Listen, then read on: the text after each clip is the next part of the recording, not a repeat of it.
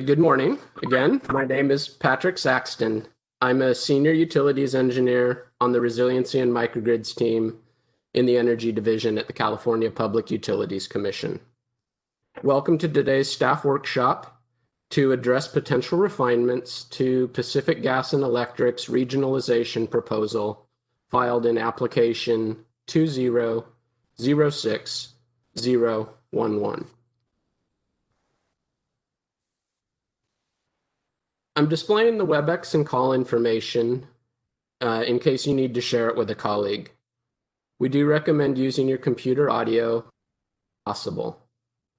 As previously stated, this workshop is being recorded. The presentation and agenda. I'm sorry, I was on the wrong slide. I apologize. So this is the WebEx and calling information in case you need to share it with a colleague. We do recommend using your computer audio if possible. As stated previously, this workshop is being recorded. When you first logged into the WebEx, you should have seen a separate file transfer window that would allow you to download the slides and the agenda. If you're not seeing that, in your WebEx pull-down menus under File should be an option for transfer. The slides were also sent to the service list about 15 minutes ago, and I do apologize for not having the presentation available earlier. For logistics today, all attendees have been muted upon entry, and because this is a WebEx event, attendees will not be able to mute and unmute themselves. Questions and discussion will be done verbally using the raise hand function. And this can be accessed by opening the participant list and clicking the raise hand icon next to your name. Phone-only participants can raise their hand by dialing *3. I will unmute you when it's your turn to speak. And then when you're done speaking, please lower your hand by clicking the icon again. Today, the chat box is not being monitored. We'll next turn to President Batjer for opening remarks, although I'm not sure I see her online yet.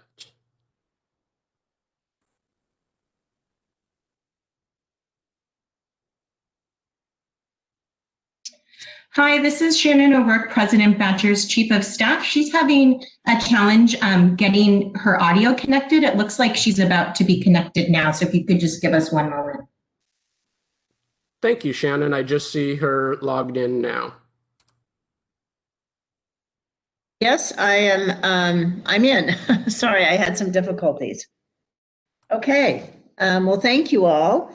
I'm very happy to be able to attend this workshop today and to hear PG&E's from PG&E about its regionalization proposal and to hear the stakeholders' feedback. I'm very, very interested. The workshop is an important step in the feedback loop to PG&E on your plans. When we adopted the decision approving PG&E's plan of reorganization in May of this year, we imposed a number of conditions on PG&E that were focused on enhancing accountability and safety at the company.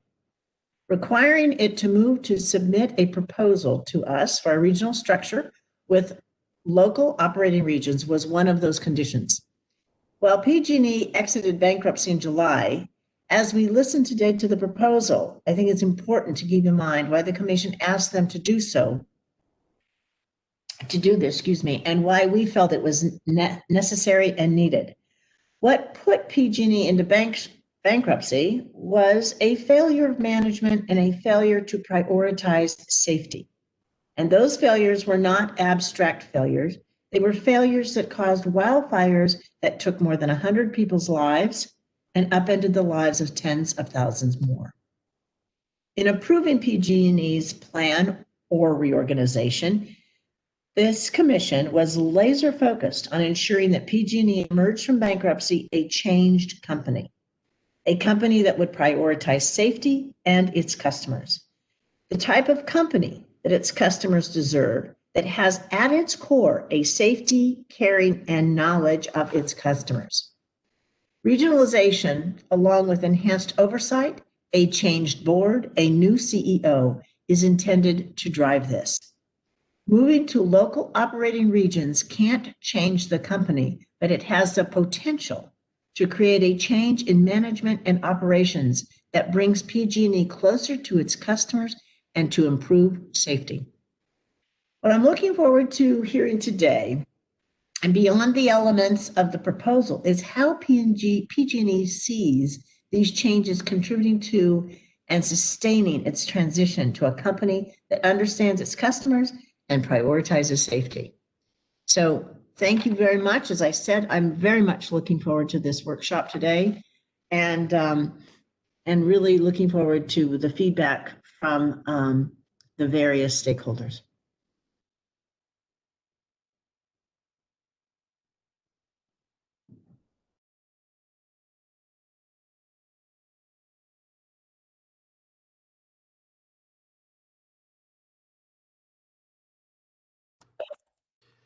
Thank you very much, President Batjer. Some quick ground rules for today's workshop. The objective is for PG&E to present their regionalization proposal and to receive feedback from parties and the public and CPUC staff. President Batjer and her staff, staff from Energy Division and Safety Policy Division, and other CPUC staff are in attendance. They may ask questions. However, the CPUC will not be making presentations on the substance of PG&E's proposal today. Again, you were hopefully had the opportunity to download the presentation and agenda when you first logged into the WebEx. If not, it should be available under the File menu if you choose Transfer. Initially, we are not setting a time limit on individual questions, but if there are numerous parties queued to speak on any particular issue, we may have to set a time limit. Because PG&E will be filing an updated proposal, issues related to potential cost recovery and the corresponding rate-making treatment are out of scope for this workshop, although they are in scope for the proceeding. Separately, Rulemaking 2007-013 has recently directed PG&E to propose safety and operational metrics. And this may be of interest to parties because development of regionalization specific metrics is not currently in the scope of this proceeding. A question and discussion section will follow most of the presentations today. Please use the raise hand function to request to speak. The chat box is not being monitored by either CPUC staff or PG&E. And then when speaking, please do state your name and organization each time. Our agenda for the day is displayed. We've completed the first portion of the introduction section and will momentarily turn to PG&E for a high-level overview. The rest of the day will be split into 4 sections, each presented by PG&E, and each followed by a discussion section that I will facilitate. This morning, we will cover the current organizational structure and the proposed regional leadership and proposed regional versus central responsibilities. This will be followed by a lunch break from 1 to 1:30. And this afternoon, we will cover proposed regional geographic boundaries, phased implementation timeline, and further development of the regionalization proposal, and then briefly next steps. So PG&E's first presenter will be Robert Kenney, Vice President of Regulatory and External Affairs. Please do begin, Mr. Kenney.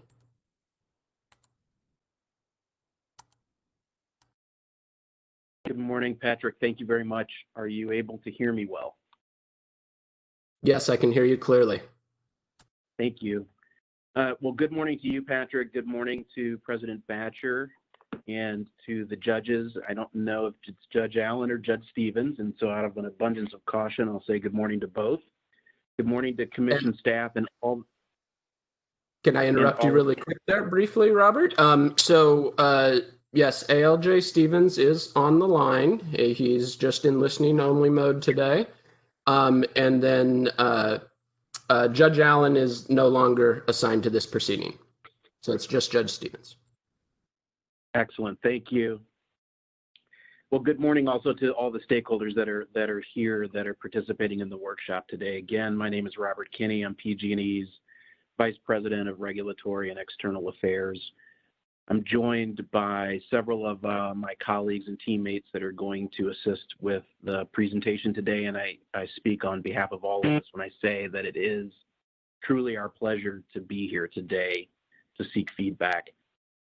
I'm going to provide a brief introduction, and then we can get right into the details. My goal with these introductory remarks is to address a few issues up front and then provide an overarching framework for the remainder of the materials. First and foremost, at the outset, I want to just reiterate that we know that there is an urgent imperative to improve our operations. And we know that an adjunct to this urgent imperative is an equally urgent and absolute obligation to improve our relationship with our customers and our communities. And in fact, these two imperatives are inextricably intertwined. We will deliver essential services safely and reliably, and in so doing, we will fundamentally improve our relationship with our customers and our communities. With that foundation in mind, it's important for everyone to understand and recognize that regionalization, standing alone, will not be the thing that will make us better or move us in the right direction. Regionalization must be and will be accompanied by fundamental changes and improvements to our core processes. To that end, we are undertaking companion initiatives designed to improve our core processes. Regionalization is one of many initiatives at PG&E to improve our operations and to be a better and safer company. We have a solid regionalization program, which will be improved by your feedback and at this workshop and the one in the future. And regionalization is intended and will complement these other initiatives. Just briefly, the core process improvements are in 4 main areas. We've stood up a program management office, which would create and maintain an integrated work plan or roadmap and produce project management deliverables. We're focusing on asset management, standardizing asset management across the enterprise. Second, we're focusing on work management, creating an end-to-end work management process and framework that can be applied consistently across electric, gas, and power generation to ensure that work we are going to perform is designed effectively and then executed safely, on time, and on budget. Third is customer experience, transforming how we deliver an end-to-end customer experience through digital solutions and streamlined processes, with an initial focus on improving customer experiences with our public safety power shutoffs, planned outages, estimated time of restoration, and service planning or service activation. These initiatives aren't the topic of today's workshop or this proceeding, but it's important that I mention them to establish important context to show how we are going about making the improvements that everyone understands are needed. We also need to ensure that our regionalization initiative is complementary to these initiatives and vice versa. And as I am sure you are all aware, we are undergoing and are in the midst of a significant leadership change. As President Batjer pointed out, we have a new board of directors, both at the utility and the holding company.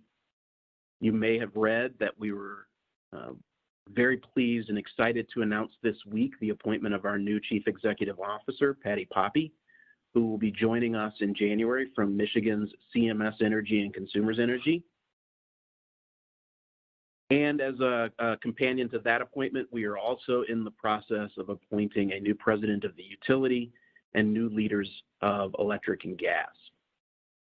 These new leaders will certainly provide us with their perspectives on addressing the challenges facing us, including the initiatives that I have just described and our future organizational structure. As you might imagine, those new leaders deserve the opportunity to provide their input and place their stamp of approval on our future plans. Turning to regionalization specifically now, put simply, it's an initiative to change how the company is organized with the objective of better deploying our existing resources to meet customer and community commitments and priorities and to improve our operations. Today, each and every function within the company is centrally managed. Note that while every function is managed centrally and rolls up to a senior officer, many functions are based locally, like our gas and electric maintenance and construction crews. In terms of operations, there is a wide variance between functions, with some being totally central and others being totally local, and many falling somewhere in between. But with management, it is all centralized. So how did the company come to this structure, this centrally managed structure? I'll give a brief historical overview to place this all in context. In the 1990s, PG&E eliminated its existing regions and moved to the current centrally managed structure. The company did this because a centralized structure was seen as saving costs by reducing duplication and leading to more efficient decision-making. Again, then just to emphasize this, while we eliminated the regional management, we did not eliminate local operations. So does this mean that we're going back in time and just reinventing what we've already done? It doesn't mean that. In regional models of the past, the regions acted more independently and did not necessarily benefit from the scale of the entire enterprise, the specialization and expertise that comes with a functional organization, and decisions were often optimized for the region rather than for the entire service territory. When we moved to a functional, centralized organization, we became more efficient, improved system-wide optimization. What we are proposing marries the best of both models: empowered local leadership that increases our understanding and responsiveness to local issues, with operational teams that are deployed locally, while retaining the benefits and expertise and the specialization and efficiency from centralized departments. So while we are talking about establishing regions, the context is very different than it was. So what does this regional effort look like, and why do we expect better outcomes? There are three key elements: leadership, organizational structure, and regional boundaries. And I'll touch on each of those in turn before we dive into the deeper discussion. First, with respect to leadership, the company will hire 10 leaders, 5 regional vice presidents, and 5 safety directors. These leaders both will be embedded in the regions they are responsible for, with access to a large peer group at the local level, and also having direct access to the utility president and the chief safety officer. And that's a key feature, having that direct line between the local regional officer and the utility president and the chief safety officer. These positions don't exist today, and we think that these leaders are going to be much more empowered to identify, prioritize, and ultimately address local concerns. How will this improve operations and safety? What we have learned from our existing division leadership structure and our wildfire and PSPS engagement work is that when we do collaborate deeply and meaningfully with our communities, our operations improve, and we do in fact become a better company. Our improved and deeper regional presence will allow us to deliver the safety, reliability, and resiliency that our customers need, and will allow us to do it in a better way. Through regionalization, we will be able to bolster our proactive support of our communities, incorporating their input and local priorities into the way we deliver service, and improving how we interact and communicate with our customers and our communities. The second element of the three that I said I would touch on is organization. We are proposing that the regional vice president will have customer, community, and wildfire and PSPS engagement staff directly supporting her. Additionally, the regional vice presidents would have a peer group locally and access to central teams, being able to bring to bear the resources that are needed on a moment's notice. The expectation for the VP is that they would call upon this cross-functional team to solve local issues. And just to be clear, today we have many people who work in our local communities, and they do excellent and wonderful work. And most problems can be solved as they are today. However, for larger, complex, and difficult problems, we believe this structure will be more effective and drive more meaningful solutions. And then finally, the third element that I said I would touch on is how the company will organize itself geographically.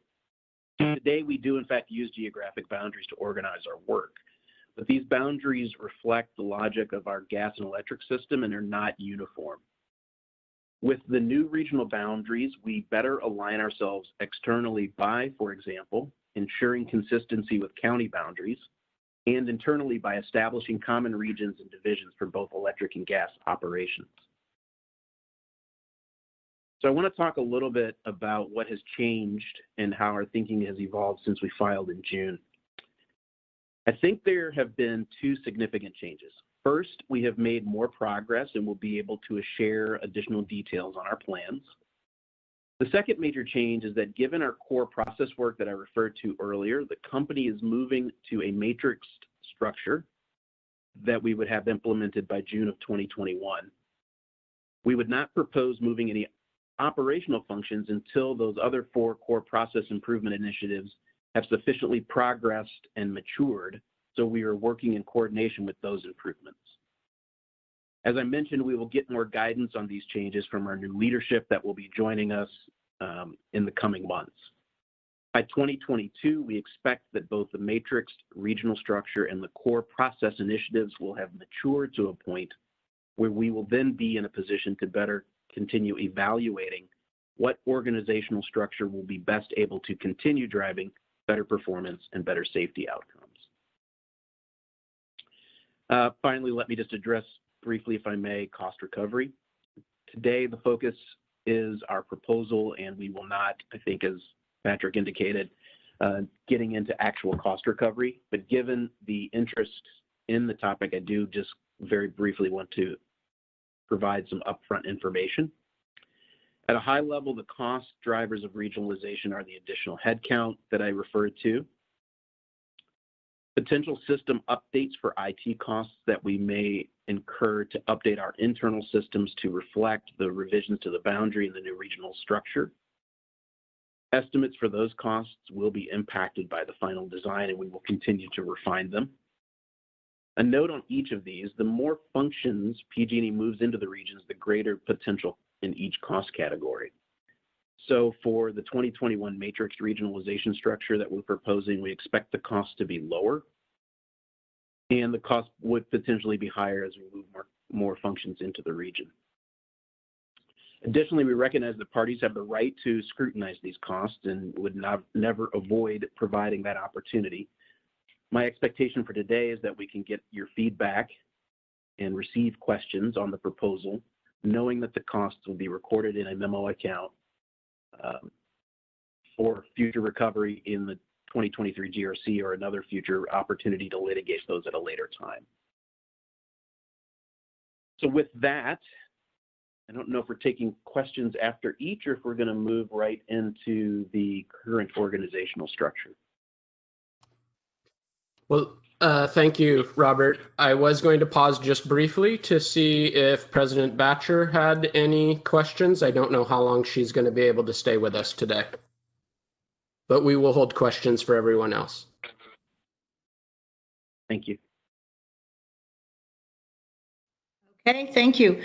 Mr. Kenney, that was a helpful presentation. You answered in your presentation one of the questions that I had prior to hearing you, and that was, what is the difference between your regionalization plan now and that which you had back in the 90s? Because I was hopeful to hear that it wasn't just a duplication of that structure that you all had, and it didn't prove to be as successful, and indeed I think led to some of the difficulties such as San Bruno, or perhaps contributed to it. So thank you for that explanation.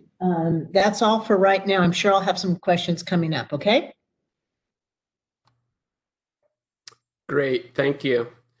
Yes, let's move to jump right in. We do have a full day, so we'll move to the detailed presentation.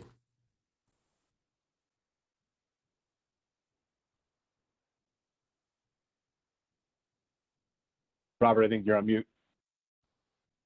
Oh, thank you.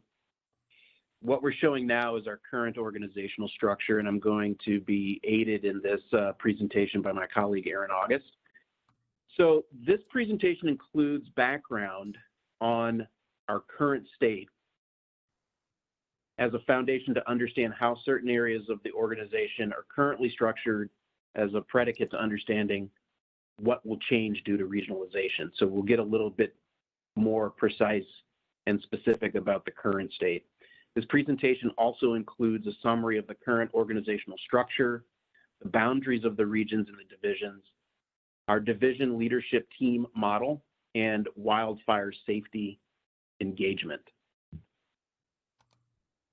So with that, I'm going to turn it over to my colleague, Aaron August, who will take us through the remainder of the deck. Thanks, Robert. Can you do a quick audio visual check for me? I can see and hear you. Excellent. Thank you.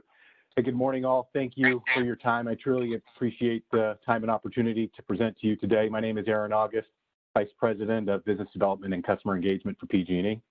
I'm going to jump us right into the material here, and really with this first slide, preface it with saying this is intended to help set some context, outlining our current state organizational structure at a very high level, illustrating our lines of business and non-operational service organizations. So as you can see on this graphic, these departments currently report to either the utility president that's listed upon the right-hand stack there, or the PG&E Corporation CEO as listed on the left. The major operating lines of business, be it power generation, electric operations, gas operations, and customer care, report to that utility president today.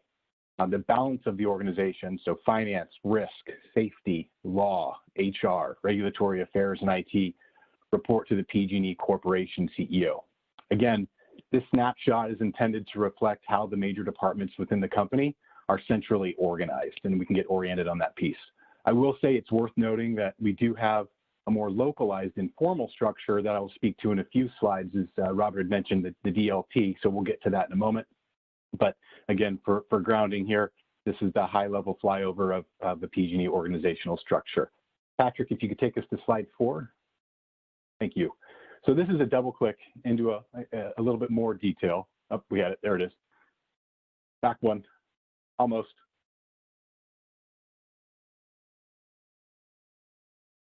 There you go. Perfect. So it should say slide 12, heading current organizational structure. So as I said, this is a bit of a double click into more detail. The purpose of this slide is to illustrate the current organizational structure, and in this particular case, an example within the electric distribution operations team. With this preview, it's looking at aspects that may change as the regional framework continues to develop with input from stakeholders such as yourselves.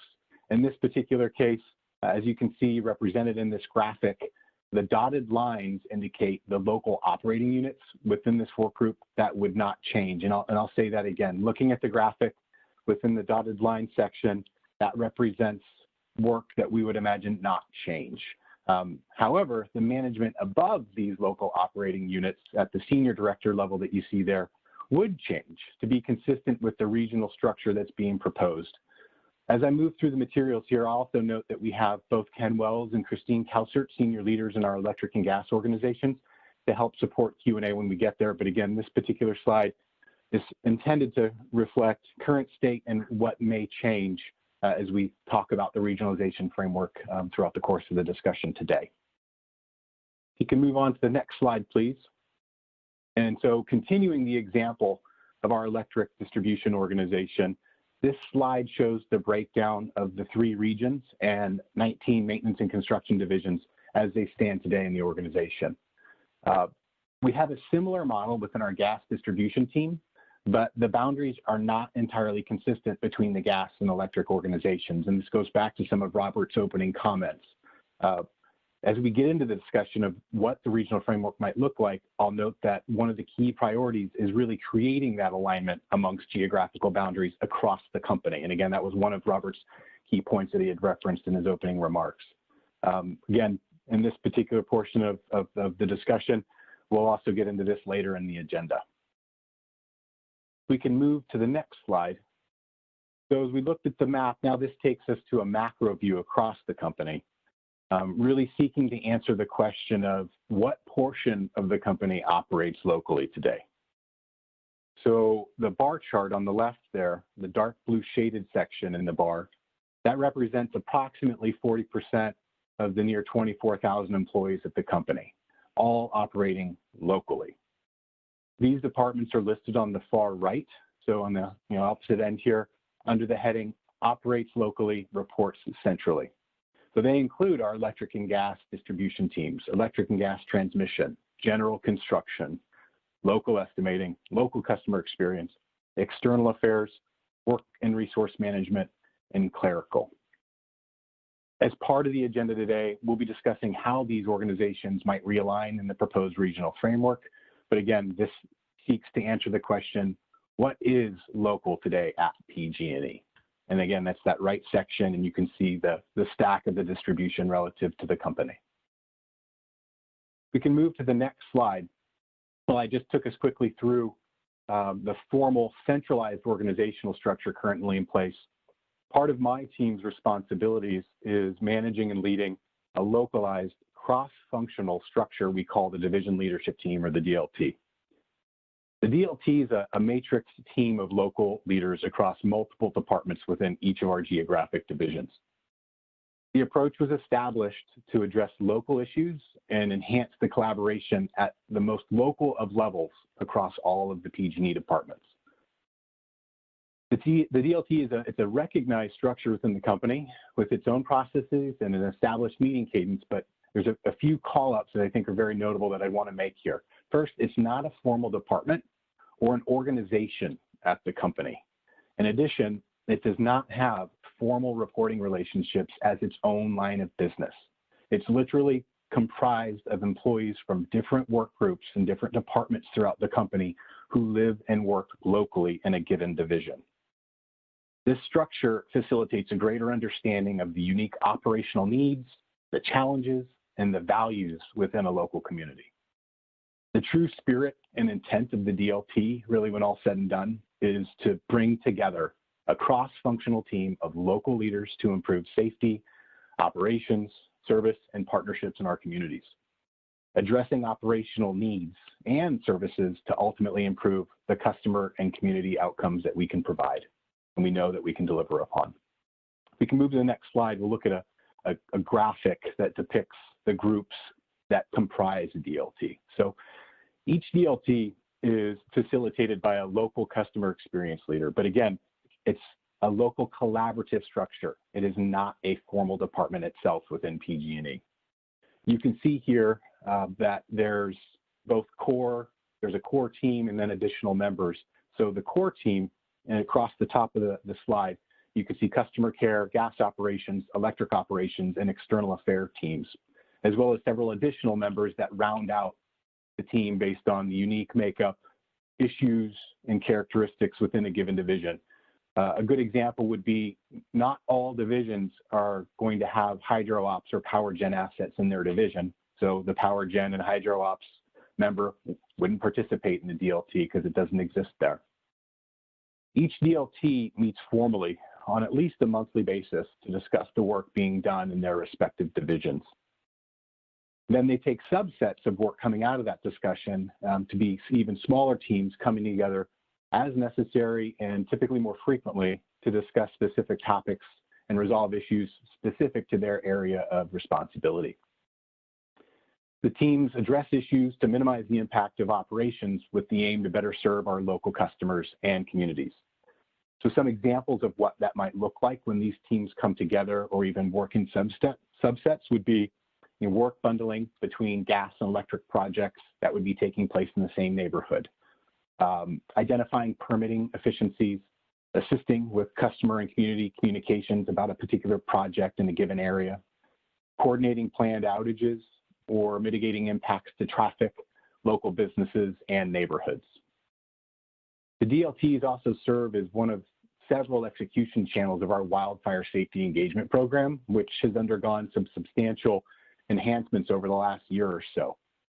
And Aaron Johnson, so you're going to go from one Aaron to another here, our VP of Wildfire Safety and Public Engagement, will talk a little bit more about that in the slides that follow. So that said, I'll pass the virtual baton over to Aaron Johnson, and let him take it away from here. Aaron? Thank you, Aaron. Just do a quick mic check. Can you hear me, Aaron? Copy. Great, thank you. So again, good morning, everyone. My name is Aaron Johnson, and as my colleague Aaron mentioned, I'm currently the Vice President of Wildfire Safety and Public Engagement. Just as way of background, I've been with PG&E for about 13 years now in both the energy procurement and customer organization.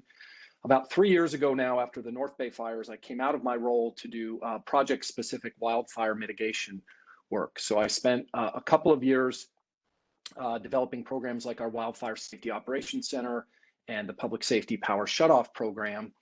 And then as we were executing those events last fall in 2019, and some of the challenges that were evident in our execution there, I activated in the EOC and began building on the fly a better local communication process. Coming out of the fall's PSPS events, I was asked by Michael Lewis, the head of our electric operations organization, to really spearhead an effort to help us resolve many of the local issues that were being identified throughout these PSPS events. So over the last year or so, I have been leading a matrixed effort. So I do not have a large team, but I work within the electric operations organization. And my charge is what is basically shown on this slide. And that generally was to help us manage and coordinate our work, and especially our emergency operations activity, better locally. And so there were really three key objectives that we identified. The first was to really do better outreach to county and tribal, and in some instances, city government and agencies and officials with a real organizing principle around emergency managers to make sure that we were really using that entity that exists in slightly different form locally in every county and tribe, but using that to really help organize a lot of this activity and coordination with our local stakeholders. The second charge was to really evolve how we manage our liaison function. And for those of you that have not spent time in Emergency Operations Center, that's really the agency coordination and outreach role in an event. And so that was an opportunity for us to really improve that process and make sure we were coordinating locally. And then the final piece was, especially as we went through these events, we were gathering a lot of technical feedback locally around particular pockets or challenges that were being experienced with this program, with the power shutoffs, areas that perhaps didn't make sense to the local community as to why they were included in the program. And so we also wanted to gather up that and look and see what there was we could do to resolve some of those local operational issues on the grid. So next slide, please. I'm now going to cover each of these a little bit more in detail. The first was really to improve our outreach.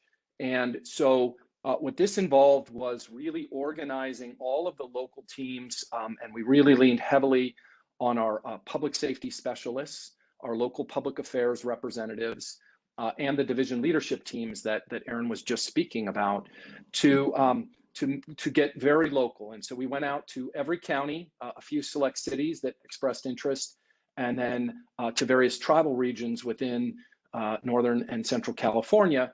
And we started by listening and gathering local feedback, developing a series of action items locally on that regional level that we then followed up with our local teams to work through.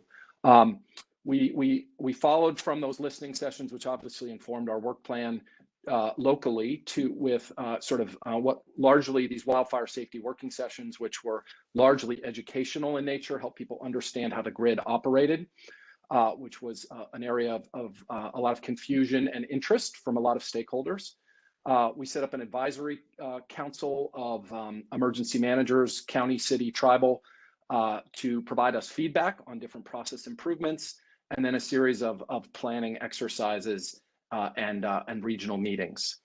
So that was really a focus for us to make sure that we were activating locally, gathering feedback, and being responsive locally to concerns that were raised. Next slide, please. The second objective was really to enhance our Emergency Operations Center liaison function. And there are a number of the activities that we took on the slides here.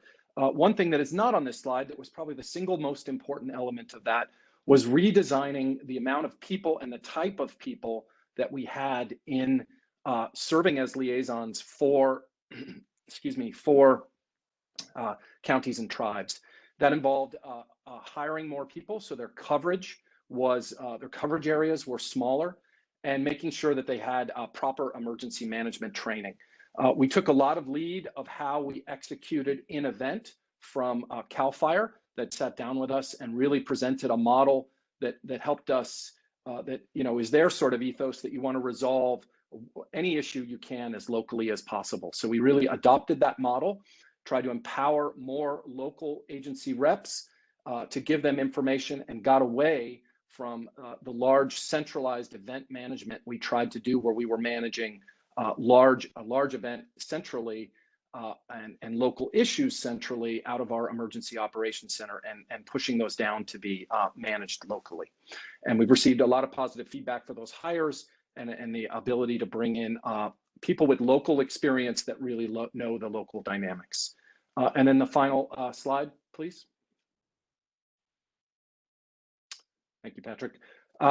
So the final thing was making sure that the local feedback that we were hearing was getting incorporated into our work. And so we took a targeted team of engineers to really look at a series of projects that were gathered across our service territory, where people were identifying issues. And it might be, why did this underground neighborhood get shut off, all the way to something that's actually not possible, like, hey, is there some way to keep all the street lights on in the whole county when you have one of these events? And that involves, some education and understanding.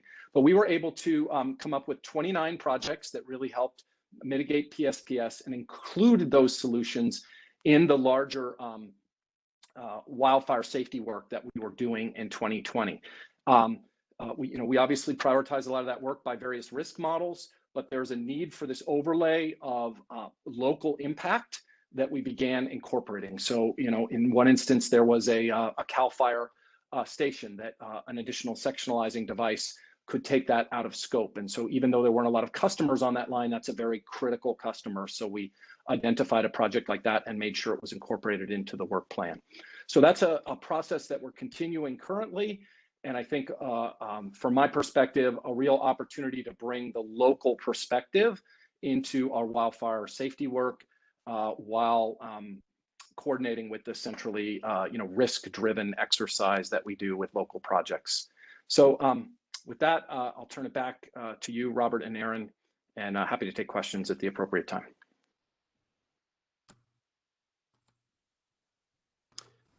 Thank you for the presentation. So yeah, we will enter a questions and discussion section now. And so just a quick reminder, please do use the raise hand function if you'd like to speak. The graphic will hopefully help you locate the raise hand icon if you're having difficulty locating it. Phone only participants can dial *3 to raise their hand. I will unmute you when it's your turn to speak. Please do state your name and organization prior to speaking, and then please lower your hand icon when you're done speaking. First, we have Will Abrams. You should be unmuted now, Will.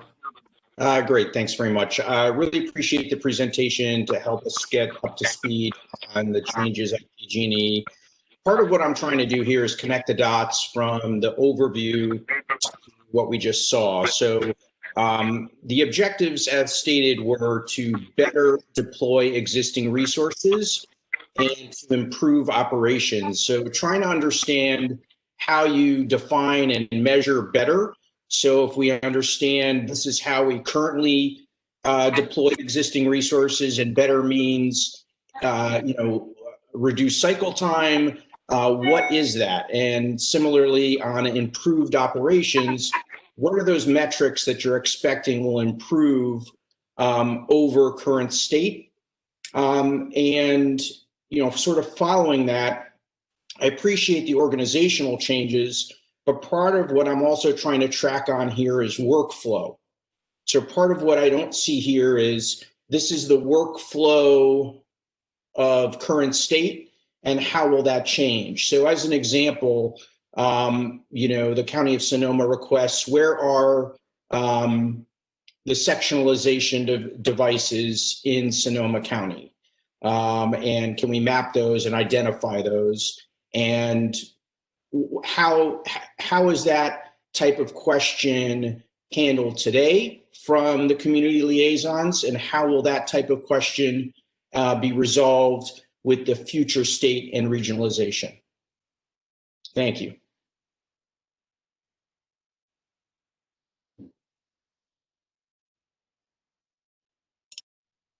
And thank you for your ongoing participation in our proceedings. We really welcome and invite your feedback.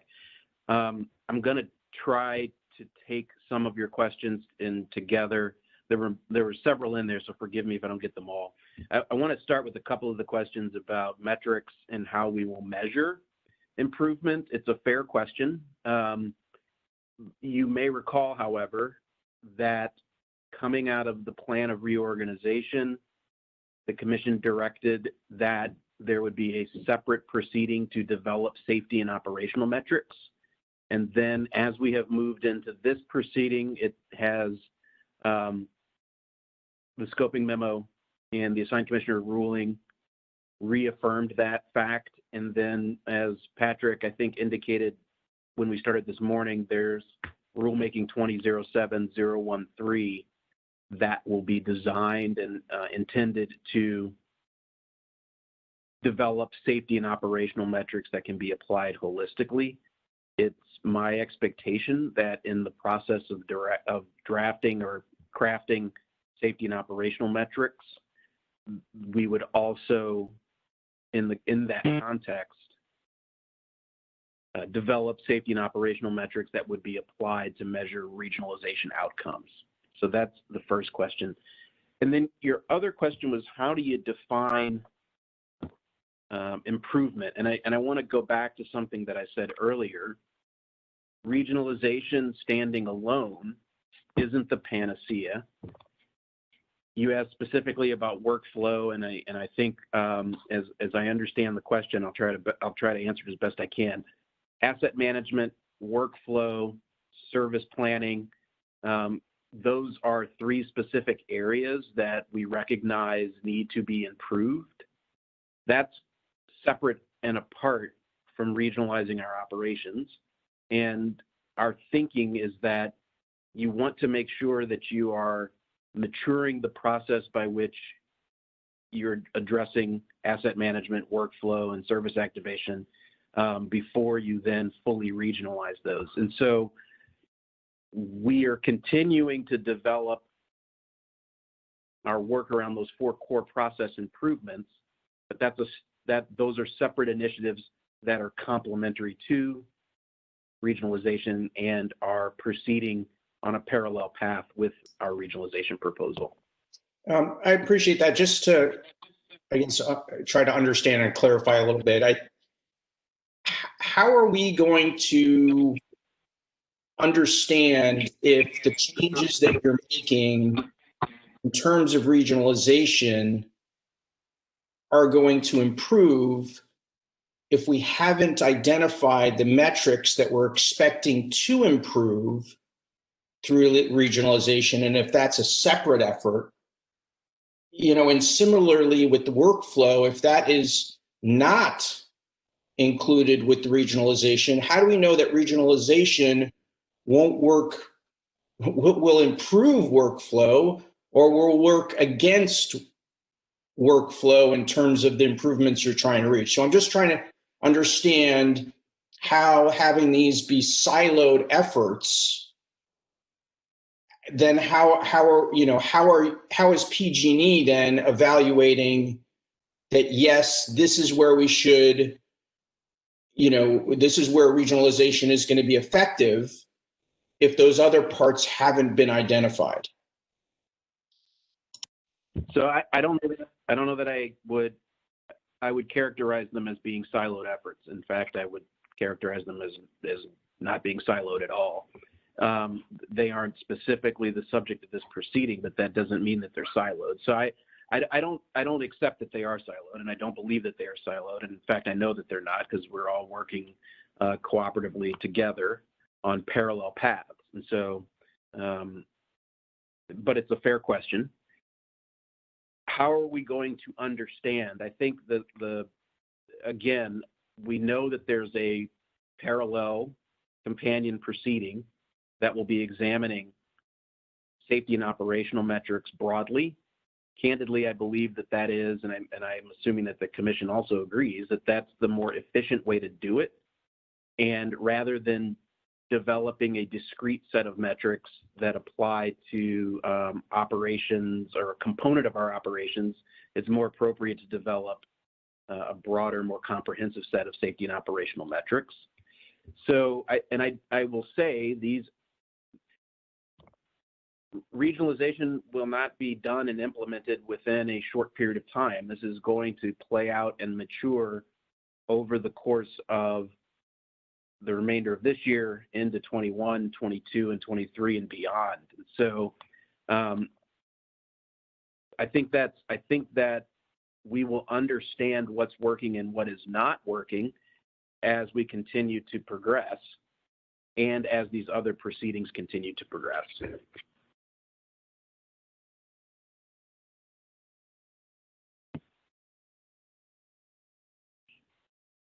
Thank you. The next person for speaking is Michael Alcantar. You're unmuted now. Let me try and make sure I unmute myself here. Thank you.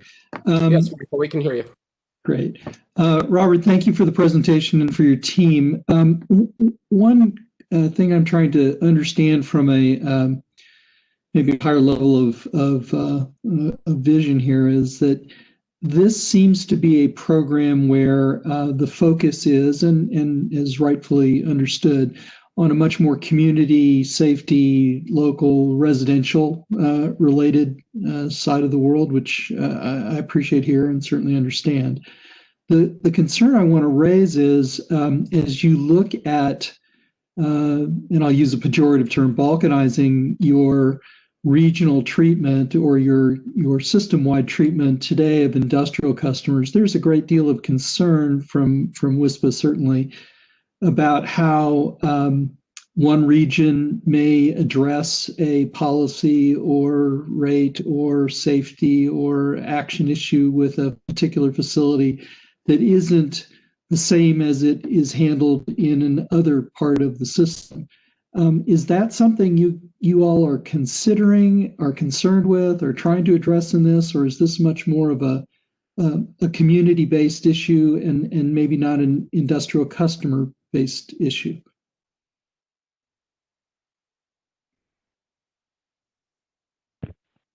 So this is Aaron August. Go ahead, Robert.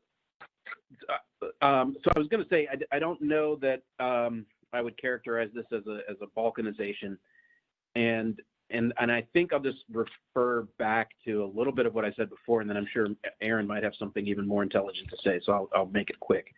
I will say that I don't. We are attempting to bring to bear the best of those elements from a centralized organization and those elements that are regionalized. And so what we've been talking about, by virtue of having a regional president, you have somebody that is, or a regional vice president rather, you have a person who is attuned to the needs of that local community, particularly as it pertains to project execution at the local level, emergency preparedness and response at the local level, service planning and service activation. So I think we are attuned to and cognizant of our commercial industrial customers, but the goal isn't to balkanize or to set up a circumstance where you have regions competing against each other. It's really to try to bring to bear the best elements of a centralized organization and the best elements of localized focus. So I don't think that the expectation is that will not result in siloed or balkanized functioning. And I would just add to Robert's comments there, which I think, I don't know if I can say it more or better than you just did, Robert, but I guess the addition would be that as we think about how we handle our commercial accounts, in particular large commercial and industrial customers, several years ago, we underwent a plan to segment our customers by particular verticals. And so in this case, grouping all of our industrial customers, and that level of focus we expect to continue going forward, as Robert had mentioned, taking the best of what's available in a centralized approach. And so that would remain, and I think between the local operational execution arm of how we would seek to move this work forward, paired with the centralized thinking on how we support particular customer types, and in this case, the industrial customer vertical, we would expect there to actually be more synergy there to help execute, not silos and disjointedness, I think, to what you're outlining as a possible concern. So hopefully that adds a little more color to your question. Okay, thank you. Just a quick reminder, please do state your name and organization before you ask your question. The next speaker is Jennifer Dowdell. You are unmuted now. Hi, good morning. This is Jennifer Dowdell from Turn. I just have kind of a general question about the skill sets that will support the regionalization structure. So it sounds like Aaron Johnson, and hello, Aaron, achieved some good results with the public safety shutoffs and an ad hoc team. But it also sounds like he had to put in some new resources to get the skill sets that he needed to be effective. Are you expecting in this regionalization to basically just move your existing people and skill sets around into new configurations? Or are you anticipating needing substantially different and new skill sets in order to execute on this?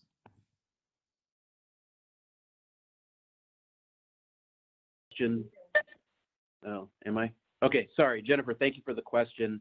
We will talk a little bit about this in the next presentation as well when we talk about the regional leaders and the organization.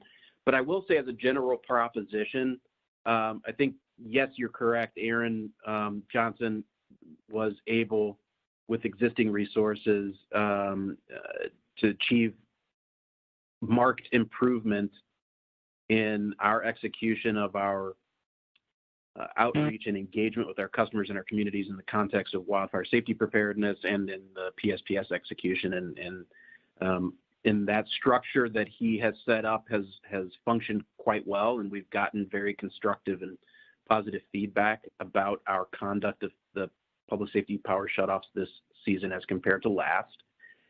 I think what you will see with the regional structure is making sure that we have a single person is one of the things that I think is key to the success of regionalization, is having a single person who has her finger on the pulse of that particular region, and then is able, either through resources that report directly to her, or by being able to mobilize the necessary resources on a moment's notice by virtue of having direct reporting structure to the president of the utility. And so I think it's actually going to be a combination of some resources that will be directly reporting to this regional vice president, but it will also be that this regional vice president will have the authority and the accountability to bring resources to bear as needed from the central organization.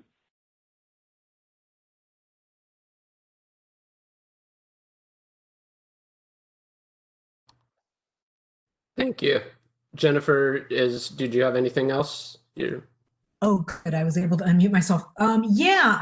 So just for clarity, Robert, are you saying that you believe, I understand there's a focus on getting these leaders, and I respect that. I'm also very interested in making sure that below the individual leader who you're going to make accountable, that you're saying within PG&E, you believe you have the human resources and skill set and abilities to execute. Because one person at the top, I mean, PG&E is a very big ship, and one person can't individually turn it. And it's had some challenges for some time. So I guess what I'm asking is, are you going to duplicate all the skill sets you need in each region? Are you going to have some mechanism whereby you can move them around? And do you have the right skill sets?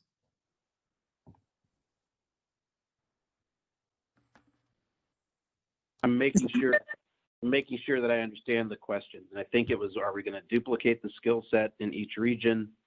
Will we bring skills to bear from the central organization? And then I think the third question was, do you have the right skill set? So let me take each of those in turn, if I may.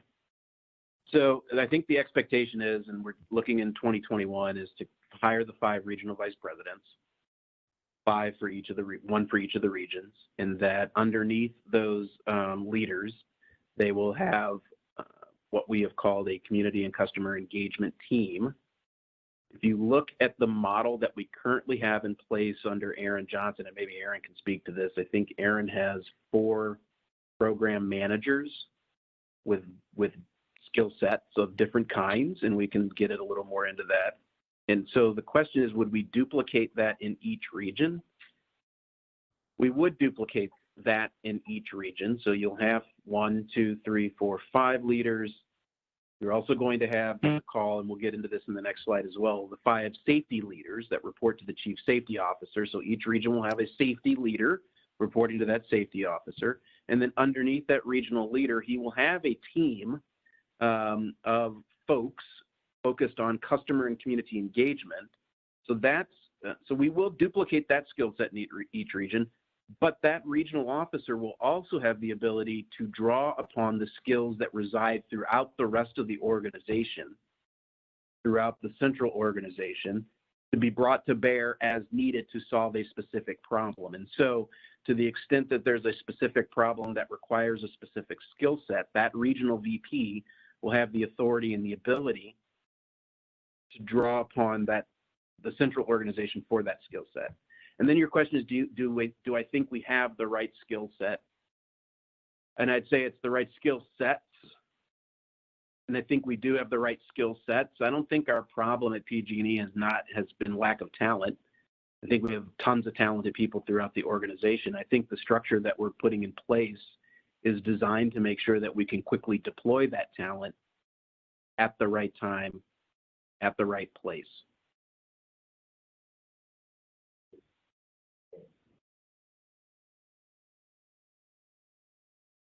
Aaron, if you please feel free to supplement anything that I said. Aaron Johnson or Aaron August, but. And so this is Aaron Johnson, and I'll just speak from my experience, and it's nice to hear your voice as well, Jennifer. The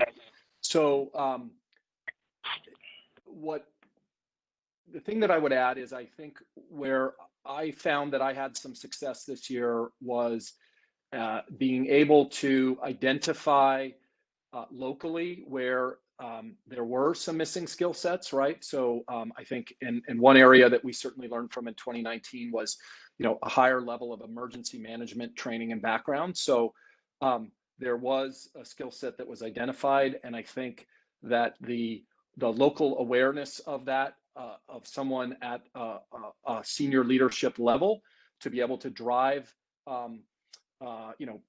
accessing additional resources and advocating for, supplementing that skill set internally was very helpful in terms of making sure that need was met.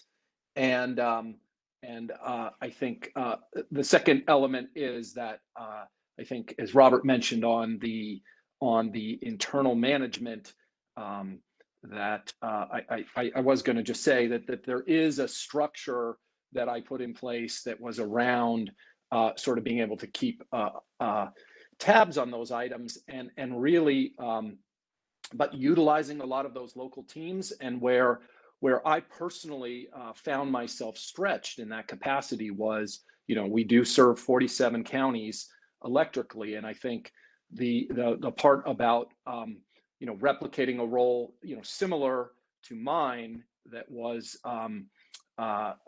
compelling to me was the ability to drill in even more locally than I was able to. I was able to very much identify some key communities and areas and really drive activity in those across the organization.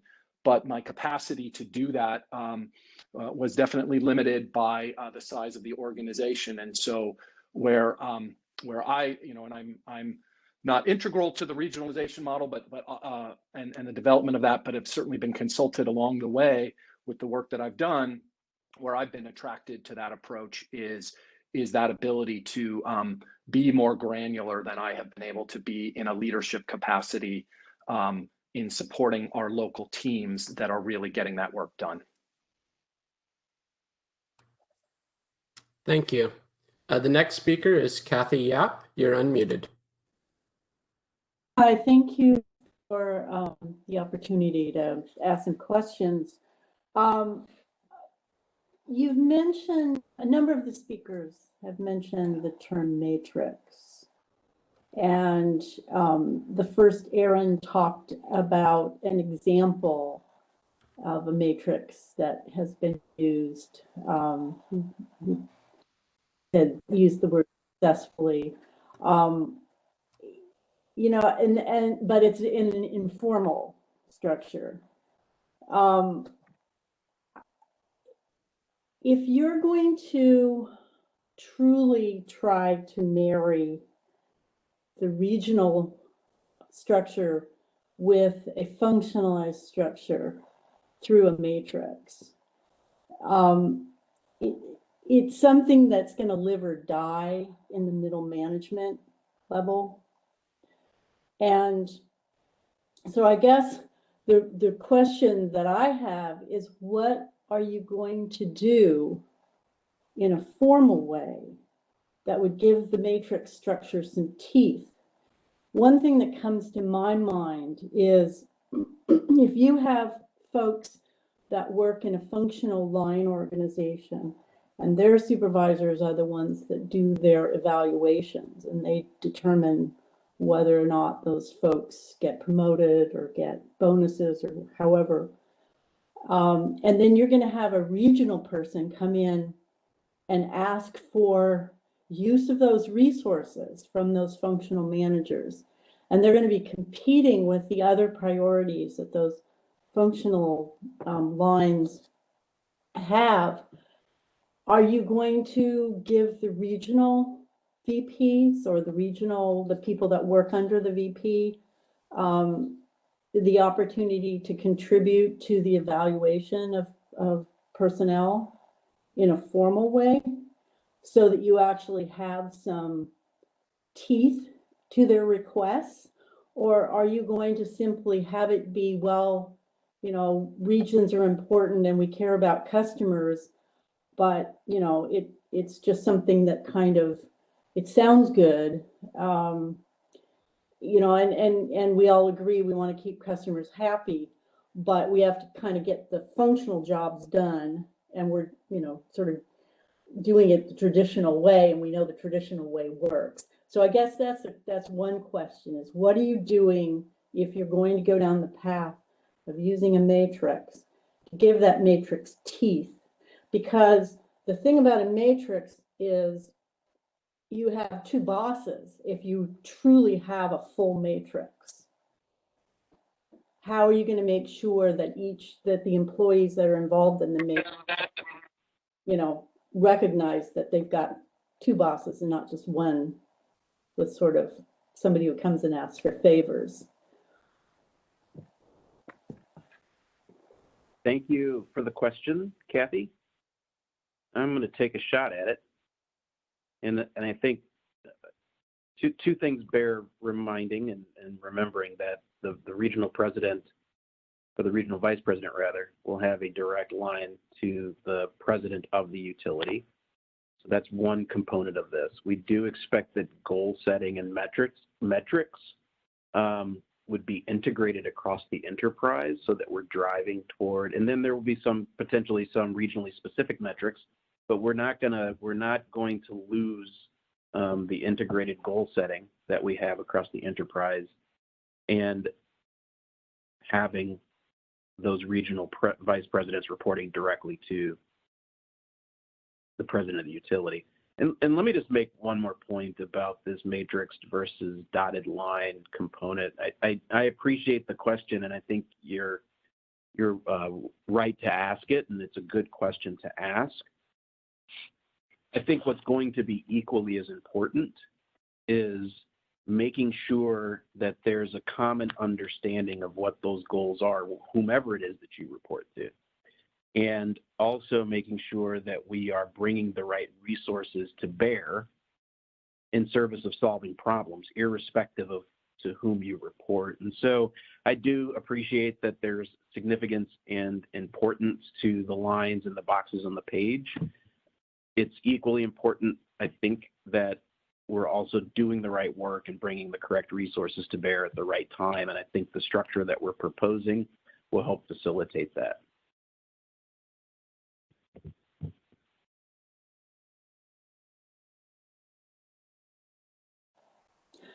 So I see I've been unmuted, so I'm going to take that as a permission to pursue my question a little more.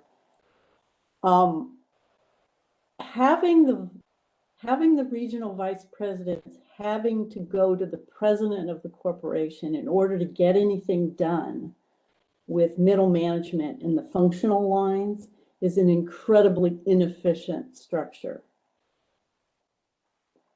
You need to really think about how you're going to have, I mean, I understand the vision that you have where the regions can go and tap people in the functional lines. And that's characteristic of a matrix.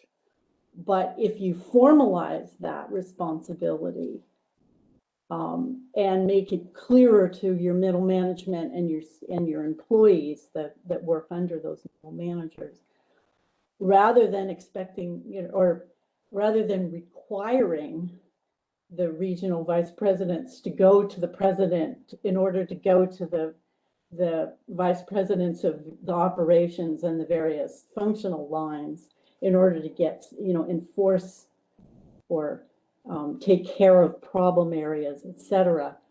I think you might actually have more success. And if you think of, in the literature about matrix, there's a lot of discussion about, the degree of matrix and whether you truly have two managers or whether you have one manager and, project managers or whatever. But the point is, it happens at the middle management level. It doesn't happen with people running to the top of the organization in order to get every single decision made. So anyway, I will stop here and let somebody else have a turn. Thank you. I'd like to ask a question, if I may. I don't know how to break in. Yes, please go ahead. I have a little bit of a follow-up to what Kathy just said, and then a question. One of the criticisms that we heard along the way was there is a frozen middle at PG&E. And that frozen middle, I'm referring back a little bit to what Kathy said, that from the line folks who are closest to the community and the community operations get information up to that middle manager, and the senior managers are trying to get information down, but somehow there is the frozen middle for whatever reason. I won't go into different people's opinions as to why it exists. But so will the regionalization, and you'd have to accept my premise that there is a frozen middle, I understand, but would the regionalization unfreeze the middle? And two, I'd like to ask Aaron, with his experience in the 19 PSPS and the 20 PSPS, are there major differences between the two, I might add, but are there things in the new structure that you're already seeing that you feel will allow a far better liaison, coordination, and effort with county officials, tribal governments? All of our effort is toward closer relationship with the community that you're serving. And specific to the PSPS of the last 2 years, with the differences that they have, what right now, looking at the regionalization, are you saying, okay, this we didn't do as well this year, terribly in 2019, this regionalization is going to take care of that? So I'm sorry to be a little bit long-winded, but I'd really like your personal opinion, having lived through 2 different PSPS seasons. Wildfire seasons, I should say. I shouldn't call PSPS a season. Okay. Thank you, Patrick. Aaron, you want to go first and answer the second question, and I'll come back.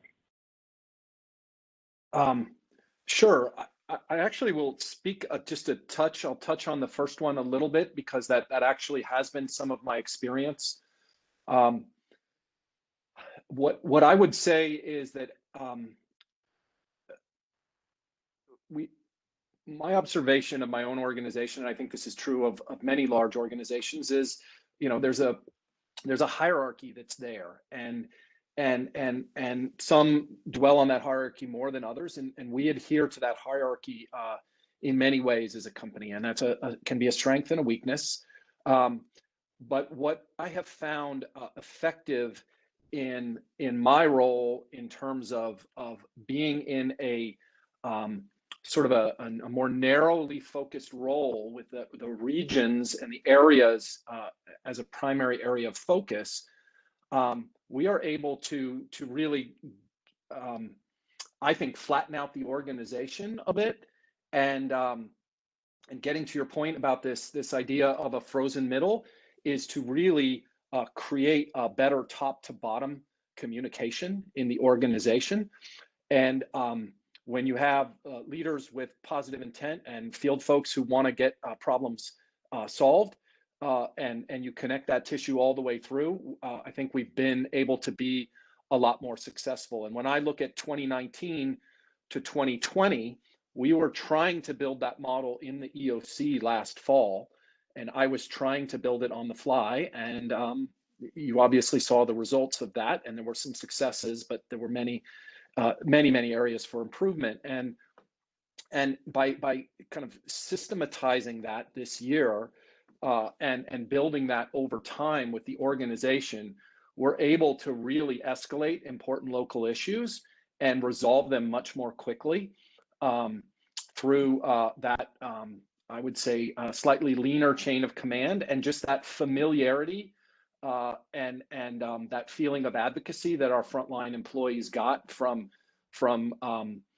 me being so engaged in their local work. And so it is that element of what I've been able to do. And I don't want to overstate how successful I've been, but I think we're headed in the right direction here. And that's the part that I think we can replicate. And again, resolve, as I spoke to earlier, the bandwidth issue, which is more people in my capacity doing something similar, certainly in the PSPS events and for the liaison function, would help really drive that. And I think that has been a part of our success, along with, you know, adding those additional folks. I want to give the shout out where it belongs to some of the really high quality people we brought in to really supplement that frontline team that has helped manage the events day to day.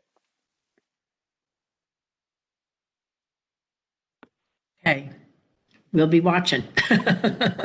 Thank you.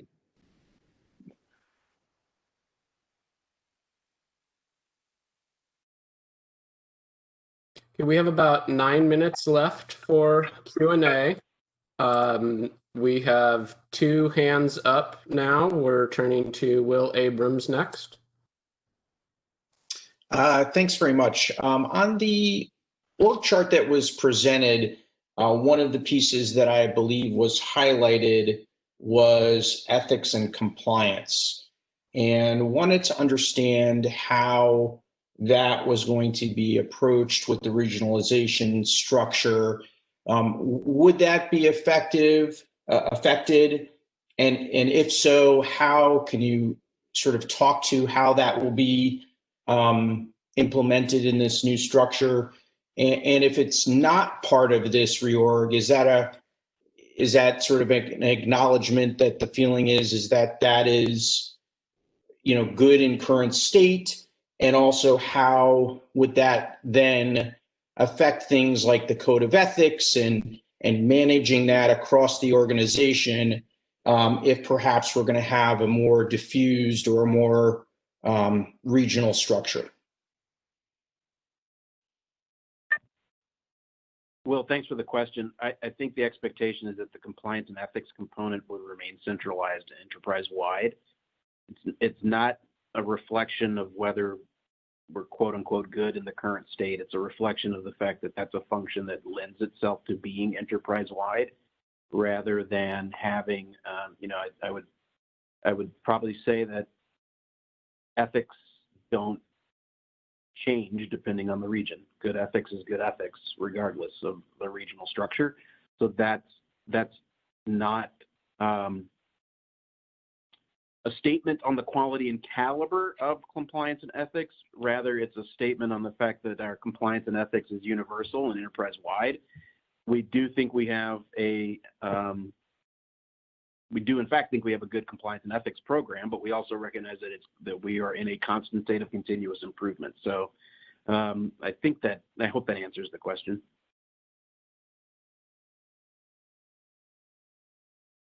Thank you. I'm going to jump to Grace K next because she has not had a chance to speak yet. You're unmuted.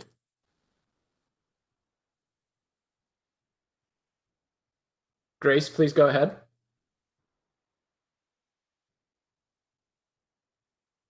Okay, Jennifer from Turn, please go ahead.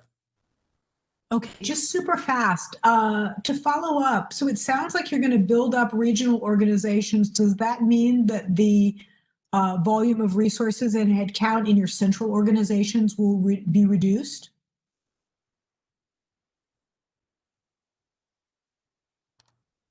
So I think the way that we characterize, thanks Jennifer for the question. I think the way that we characterize this initially is that there would be some increased headcount because we're creating these 5 new positions for the regional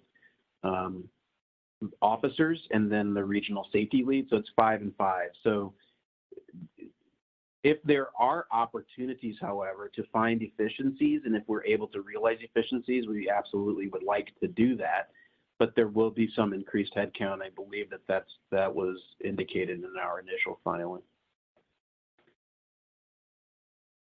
So Robert, my question is a little different than that. So I'm going back to the frozen middle.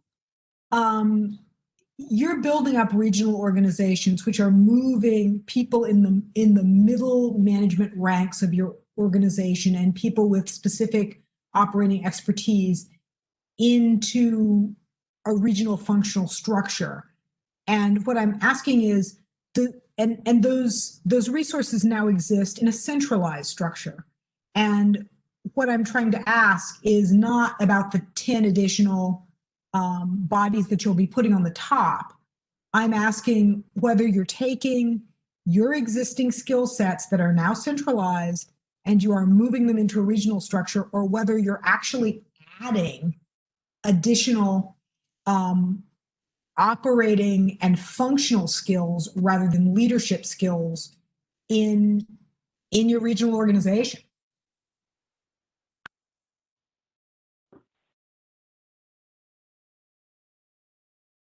So we may be able to use internal resources for the 10. I know that maybe is not directly answering your question. Then for the operational components of the business, and we're going to, when we move into the regional organization and the regional structure in the next component, and maybe a visual depiction of what we're anticipating for 2021. And then in 22 and 23, and that may provide some additional clarity.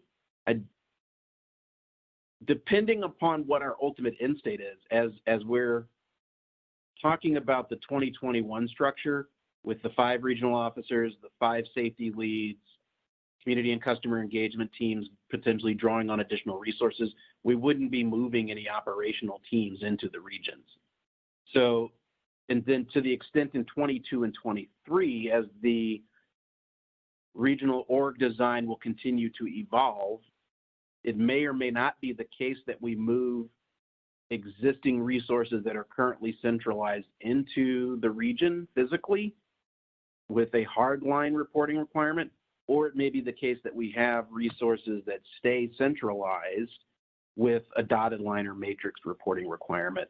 And so I don't have a better answer than that right now, Jennifer. I mean, I think the expectation is that we're going to draw on existing operational resources to the greatest extent possible. But I'll also say, I mean, our need for operational resources has increased irrespective of regionalization, just because we've had more work to do.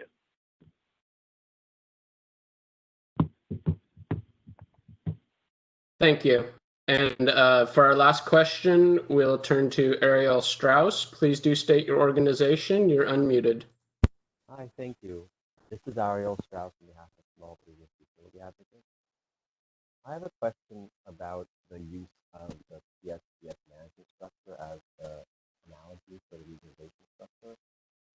In conversations with PG&E, we've been informed that PSPS management will not be phased by regionalization.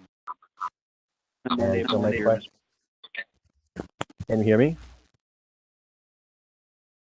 Yes, please go ahead. You may want to restart.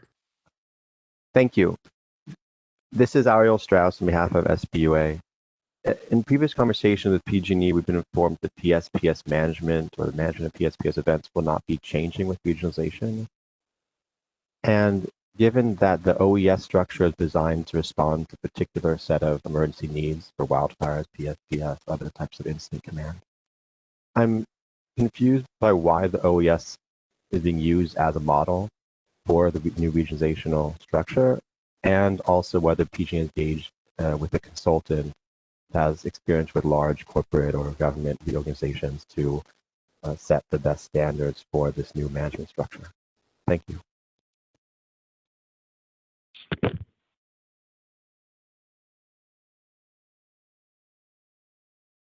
So I was having a little bit of hard time hearing the beginning about the PSPS will or will not change, and maybe I can ask Aaron Johnson to take that part of the question.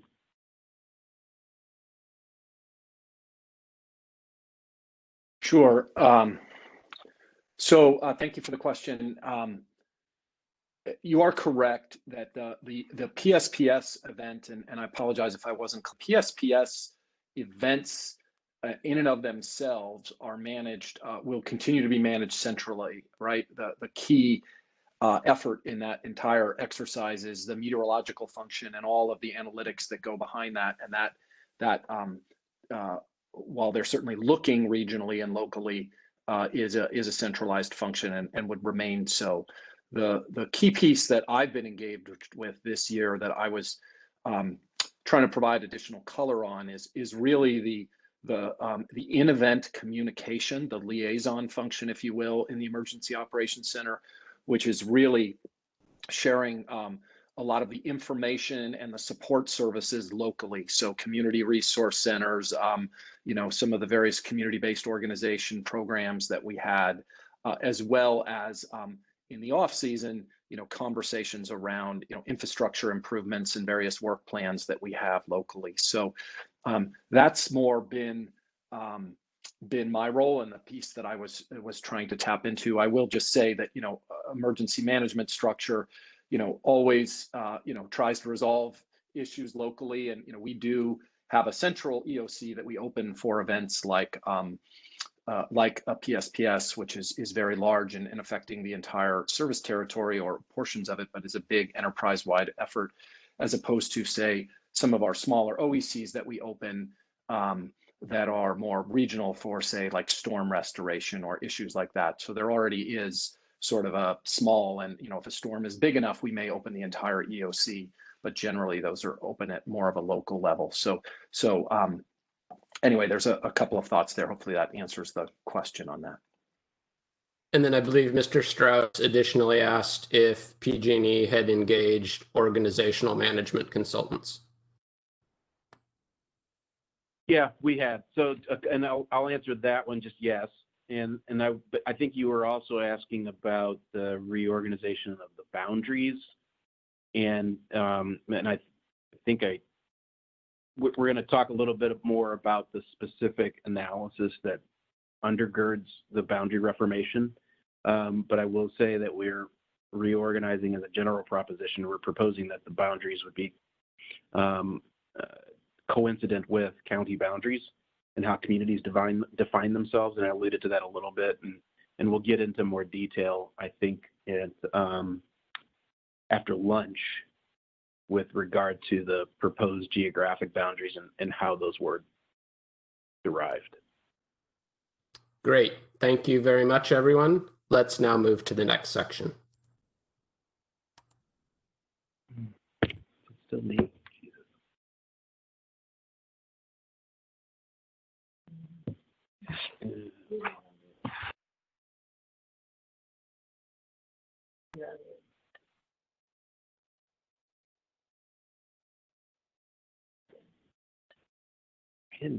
Am I doing?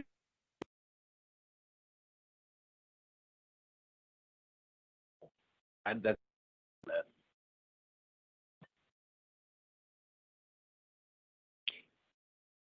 Patrick, I think I'm unmuted now, but I wasn't. I'm not touching the computer anymore. It looks like it keeps going on unmuted. Okay. Right. Yeah, you are unmuted, Robert. Okay, thank you. Sorry about that. All right, thank you. We're going to continue ahead. And again, if there are questions that occur to people as we proceed through this next section, please, we can go back to prior sections as well. This next presentation is going to focus on regional leadership and regional organization, with some discussion of the regional vice president and safety director roles. I'm going to be aided in this discussion by my colleague, Mary King, who is our Chief Human Resources Officer and Chief Diversity Officer. So there are two significant organizational changes that we're embarking on with respect to regionalization. The first is a change to our local leadership in each region. Currently in a given region, there are many superintendents and directors in gas and electric organizations leading our local teams, but there's no single senior leader assigned to each region. This will change next year with the addition of the 5 regional vice presidents, each assigned to a region and reporting directly to the president of the utility. Excuse me. We will be adding a senior safety leader in each region to bolster our local safety presence and leadership as well. The second significant change is to the regional organizational structure. In 2021, we also expect to establish a new team in each region that will report to the regional vice president. This group will be responsible for improving our service and coordinating with customers and communities in the particular region. We're also intending to establish a matrixed or dotted line reporting relationship between the regional vice president and the local gas and electric operations so that that vice president, that regional VP, has connections embedded in operations to be able to move quickly and respond to customer and community needs as necessary. So with that, I'm going to turn it over to my colleague, Mary King. Okay, I'm going to see if I'm off mute. Can you hear me? Yes, Mary, we can. Yes. Perfect. Thank you so much. I really appreciate all the feedback that we've gotten so far. It's tremendously helpful. And Kathy and Jennifer, I appreciate your comments around org design and how we're going to influence behavior, because I think that's critical to what we're trying to accomplish. So let me give you a little background on the work that we've done to date and what our plan is going forward. You know, as you know, we've created the 5 regions, and we're going to hire the 5 regional vice presidents who will report to the president of the utility. In addition, we're going to hire the 5 regional safety directors. So let me take you through a little bit about our current state, and then I'll walk through our process. So in our current state, we have reviewed 4 external search firms. We engaged minority-owned Diversified Search to partner with us on this recruitment for the 5 regional vice presidents. We held an intake session with them earlier this week. And so I just want to note a few things about this partnership. Diversified Search has a track record of recruiting at PG&E. They brought in some of our former board members, former leaders in compliance, in safety, security, and cybersecurity. So we have a tremendous respect for this organization and their deep expertise in diversity recruiting. We anticipate that we may hire a mix of internal and external candidates for the regional vice president roles, but all candidates will go through the same process with Diversified Search. So even internal candidates will go through that same vetting process that I'm going to describe in a minute. Diversified Search is currently sourcing talent for these roles and starting to think about bringing in and contacting prospective candidates. So let me talk a little bit about our process. With our draft organizational structure, we anticipate the regional vice presidents hired to help shape and influence the future structure in support of our customers and community needs. So we've committed to hiring all 5 regional vice presidents and the regional safety directors by June 1st. So what's our process? In Q1, you'll see that we're going to go through the assessment and hiring process. This is a very standard process that you'll see. We'll collect a lot of candidates. We'll review their experience. We'll push to understand the depth of their experience, the depth of their skills. We'll do external assessments. We'll look at information they provide us, and we'll do some structured interviewing. So that will help us to narrow the candidate pool. In Q2, we anticipate moving into more interviews, narrowing again the selection of candidates, making offers, and finalizing those contracts. Then we'll move to onboarding orientation, and then in Q3 and Q4 of 2021, we anticipate standing up the regional organizational structure.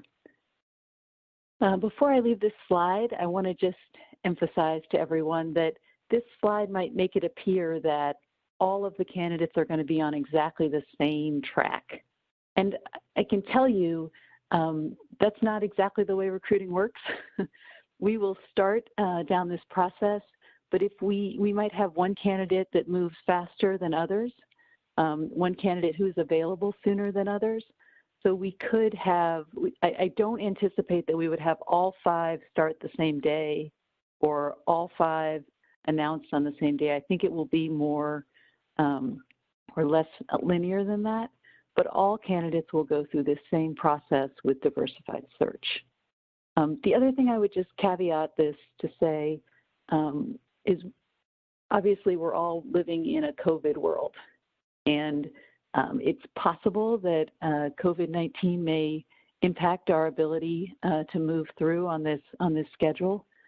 For example, if there are travel restrictions, if we hired someone from outside who needed to relocate, they might be delayed in a COVID world. So given where we are right now with the virus, we anticipate being able to hit this, but I don't want to be deaf to the obvious surge that's going on right now in the country and the changes that will take place or could take place going forward. I think, as part of our commitment to diversity, we're also going to engage the Latino Corporate Directors organization to provide an additional pipeline of diverse talent and referrals to diversified search. And I think it's a really important part of our process that we start broadly and then narrow based on qualifications. Candidate experience must be demonstrated in capabilities in customer, community, safety, and operations. I think that it's also important to know who is going to interview these candidates. And a lot of times in corporate America, you can tell what the focus is by who's interviewing. So right now we anticipate that our Chief Safety Officer will interview, that our Chief Customer Officer will interview. Obviously the President will be the final hiring manager. And I anticipate that our corporate CEO and potentially members of our board will also engage with these candidates through the hiring process. I also want to pause and just say that we don't have currently we're still in the process of hiring some of our senior leaders. So I'm going to take the lead to start this process off. And then after we've filled the president role, that individual will take over the hiring process. So that was what I wanted to say on this slide. Maybe we could, oh, you're all right. Thank you, Patrick. So these are a description of the 2 roles. And I took the feedback earlier, Jennifer and Kathy both raising questions about how will behaviors be different. And I recognize that every morning when we get up in the morning, we don't check our job description and then decide what to do in the day. But the job descriptions are important because they inform what we're looking for in these candidates, what the responsibilities are, what the roles are. So these are the roles as we have them outlined today. And when we build those interview questions for the structured interview process, we'll be looking at experience in these areas of responsibility. We'll be looking for these qualifications. And this is a tough job to fill. You're looking for someone who has both the customer skills and the operational knowledge. So these will be difficult jobs to fill, but I have a lot of confidence in diversified search to help us through this process. The regional safety directors are also intended to be embedded in the region and focused in the region. Their responsibilities are to ensure that we are using best practices across the region, that we are focused on improving our safety performance within the region, and that will be their focus. Their qualifications are going to be ensuring that they have experience in enterprise safety management and our safety management system and the implementation and oversight of that. And I think this is a really important role because to the points made earlier, you don't want different practices to emerge and have different treatment in the regions. So this regional safety director is going to ensure that as we move forward with our safety management system, that they are bringing that focus to the regions. So really critical roles.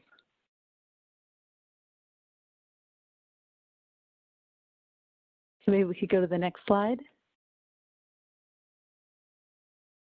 Thank you. I think that this is just an example and certainly illustrative of our scoring process. Sorry, getting a little background. Did you want to send it back to me on this one? Yeah, absolutely. Thanks, Robert. Thanks, Mary. I appreciate it. So we've also wanted to talk a little bit about the criteria, and I think there were a few questions about this, the criteria that informed the decisions on which functions work best centrally versus locally. There were a number of factors that we considered to help decide which function should be a part of a regional team and which should be part of the centralized organization, including a lot of internal consultations with experienced leaders at our company, a review of how other companies, some benchmarking with how other companies organized themselves, and then the application of our own business judgment. We used a set of 5 common criteria that you can see down the left-hand side to assess how much a function would benefit from being part of a regional organization, and then scored each of those functions from 1 to 4 on each of the 5 criteria. Functions with a higher score would benefit the most from being a part of a regional organization, while functions with a lower score would benefit less. The criteria we used to assess each function included how much of their work involved in-person local interaction, how much local information was needed to make decisions, how much of the work was tailored to a local environment versus standard across the system. Page 6, or this is 27 here, what you see there shows the scoring for 2 illustrative functions, billing operations, which had a low score of 5 since the work of generating customer bills is standard across the system and doesn't require in-person interaction or local information to make those decisions. And there are significant benefits of having a single scaled billing operation. And in contrast to billing operations, work scheduling scored much higher at 15 because of the need for real-time local information to make decisions, the high degree of in-person interactions to build those daily schedules, and the benefits of regional management of this work, which ensures partnership with the crews that are scheduling and the teams preparing permits, work packages, etc. We could go to page 7, please. So page 7 is just another example of the results from the more than 100 functions that we scored in this way using what was on the preceding page. The results of this analysis identified functions on the left that had scores less than 10 that are more amenable to remaining centralized, and functions with scores greater than 14 that are more amenable to being a part of a regional team. And just to be clear, these scores alone were not the sole determining factor of which functions should be part of a regional team, but they were a helpful piece of data. We could move to the next slide, please, Patrick.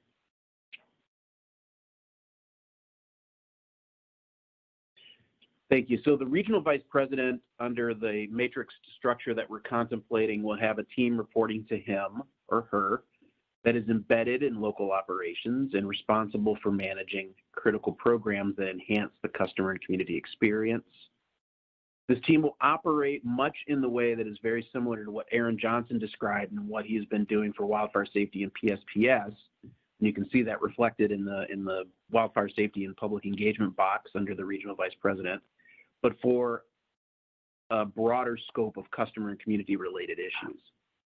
The regional vice president will also have a matrixed or dotted lined relationship with the rest of regional operations, including the leader of gas and electric maintenance and construction, who they will collaborate with frequently, as well as centralized execution functions for customer and community engagement. This structure will help us preserve the benefits of standardization and scale in our central gas and electric operations, while also, as I was indicating before, this will be the ability to draw upon those elements of a centralized organization that are most beneficial while also bringing a regional focus. The regional VP will also have, as you'll see here, a dotted line relationship with the regional safety director. You'll notice that one of the changes from our June 30th filing is that we are not planning to create a separate customer field operations organization this year, or next year rather, in 21. This is based upon additional feedback that we got from our internal teams that the scope of this organization, service planning, electric restoration, troubleman, and gas field service reps, was too broad for a single leader to manage effectively and could pose a risk of losing focus on gas and electric response to gas leaks or electric outages. But all of the functions we had described in the filing as being part of the regional team are still here, that is organized in a slightly different way.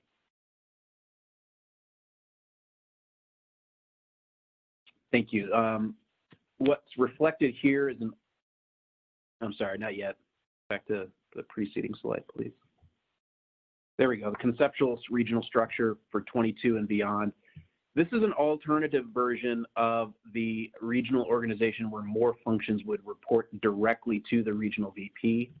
This is not a structure that we would want to move to now, given the need to standardize the way we operate across the system, upgrade our work management and voice of the customer systems, and develop consistent ways of managing performance.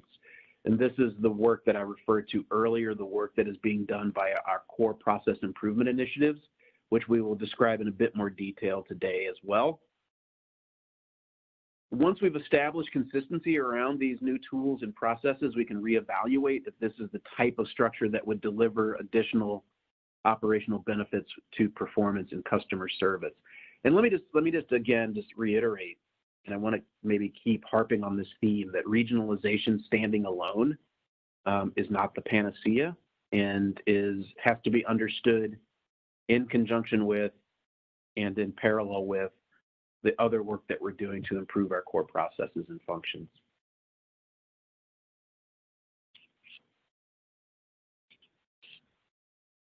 So we expect to capture a number of benefits next year from moving to this new structure. And I want to really emphasize that we're not waiting until 22 and 23 to realize benefits. We expect to see benefits by the boundary reformation and the hiring of the regional safety leads and the hiring of the regional VPs in 21. And we expect to capture and see those next year. We're going to improve, we will be able to improve our understanding of the unique needs of local customers and communities by having that singular leader. We will improve our responsiveness to those needs through increased authority and the ability to bring resources to bear to solve cross-functional issues and make those decisions quickly. Our communication and engagement with local customers and communities will improve by the outreach from our new regional resources that will be under the regional vice president. We will also improve our ability to work safely with enhanced support and oversight from that regional safety director. And in parallel, we will be improving our core processes and systems to enable faster, more consistent, and more effective service delivery. If we could go to the last slide in this section, please.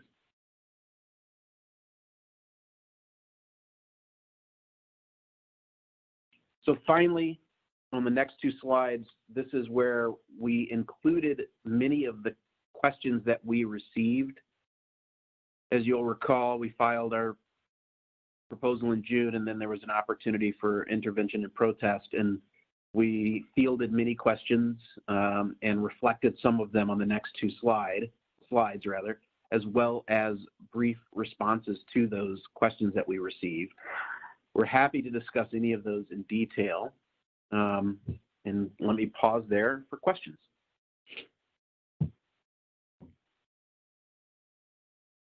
Thank you, Robert. I'm going to hover on this slide for just a moment, and then I'll advance to the next slide that shows your third and fourth examples of feedback received. I will remind everyone who's requesting to speak to please do indicate your full name and organization before you start speaking.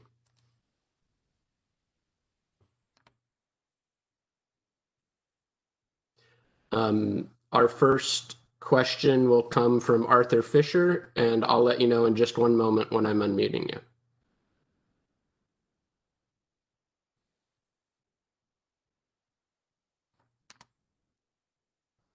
Okay, Arthur, please go ahead. Hi there, this is Arthur Fisher with the Public Advocate's Office. I just want to refer back to slide 27, which was the regional functional scoring, if that's possible. Yeah, so you've gone through your various functions and scored them appropriately and identified which functions need to be regionalized. Of those functions you have reviewed, which are all, there's going to be a whole batch that are already regionalized. Can you give me an example of one which is moving to be regionalized, and then give me the implications of that for your staff and for your actual office, your actual physical office space and things like that?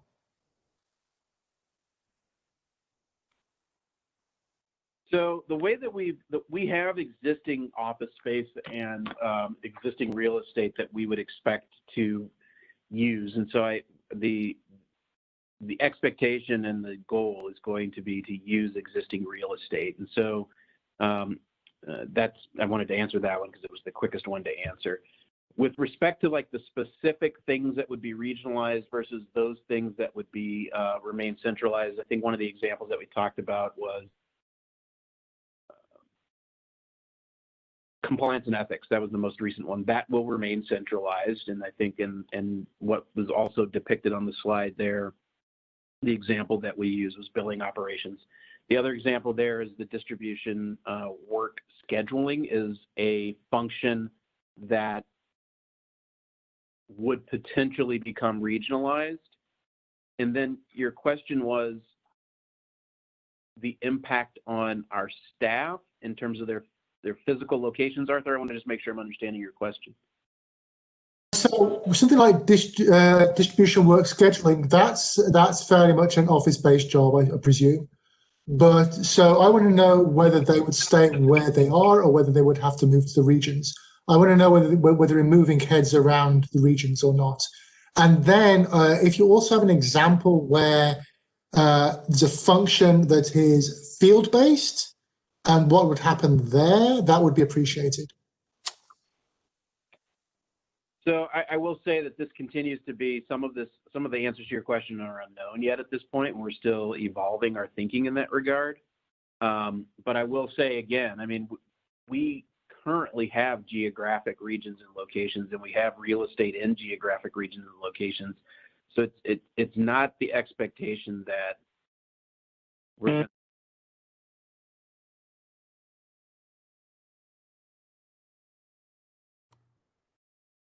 Robert, it seems like we lost your audio.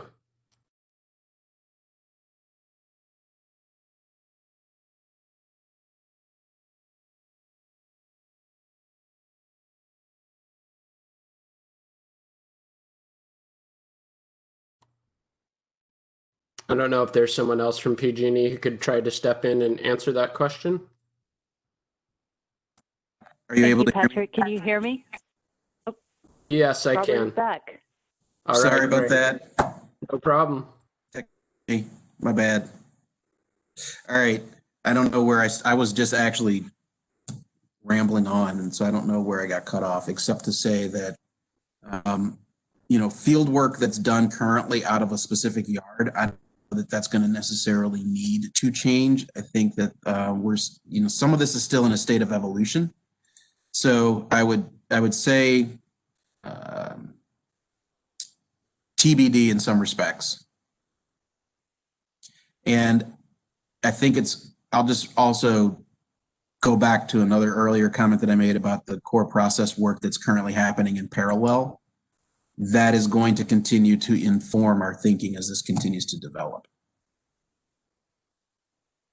So I think just, Arthur, I think one of the things I'd like just to keep in mind is that we want to do this with, our goal is going to be to do this with as little additional incremental cost to customers as possible. And so to the extent that we have existing real estate,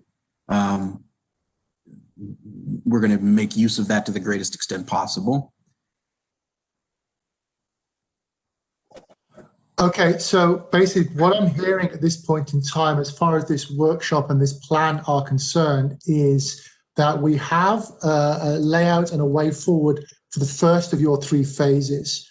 The second 2 phases are effectively TBD, and there is going to be no opportunity for us as stakeholders to review those phases because we only have one opportunity to bless this. Is that correct? Most of these jobs are local. Yeah, I think there's going to be, yes, I think that is correct. I think that there's, the other point that I want to emphasize is that we expect that there should be limited physical movement because many of these functions are already performed locally as is.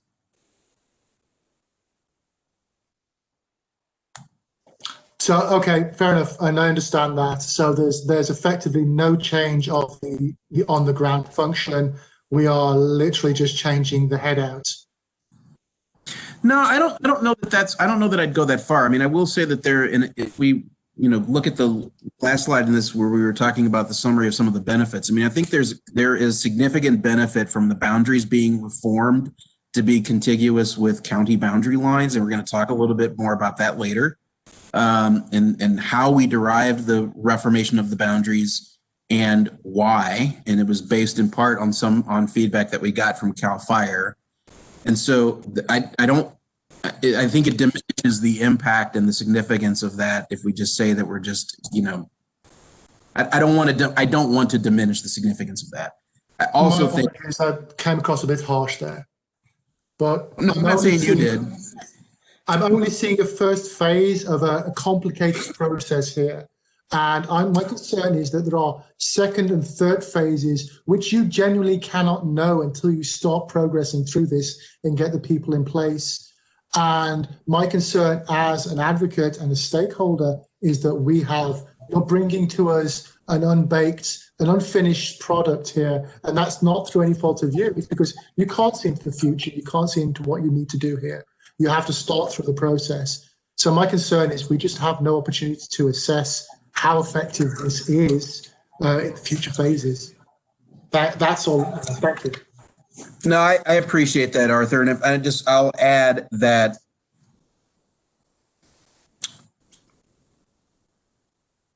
we will start in 2021 with the regional safety officers and with the regional vice presidents and the reformation of the boundaries. I don't want you or the commission or other interveners be left with the impression that we're not doing anything until 22 and 23, or that the benefits that we expect to realize as a result of regionalizing won't be realized until 22 and 23, because I don't think that is the case.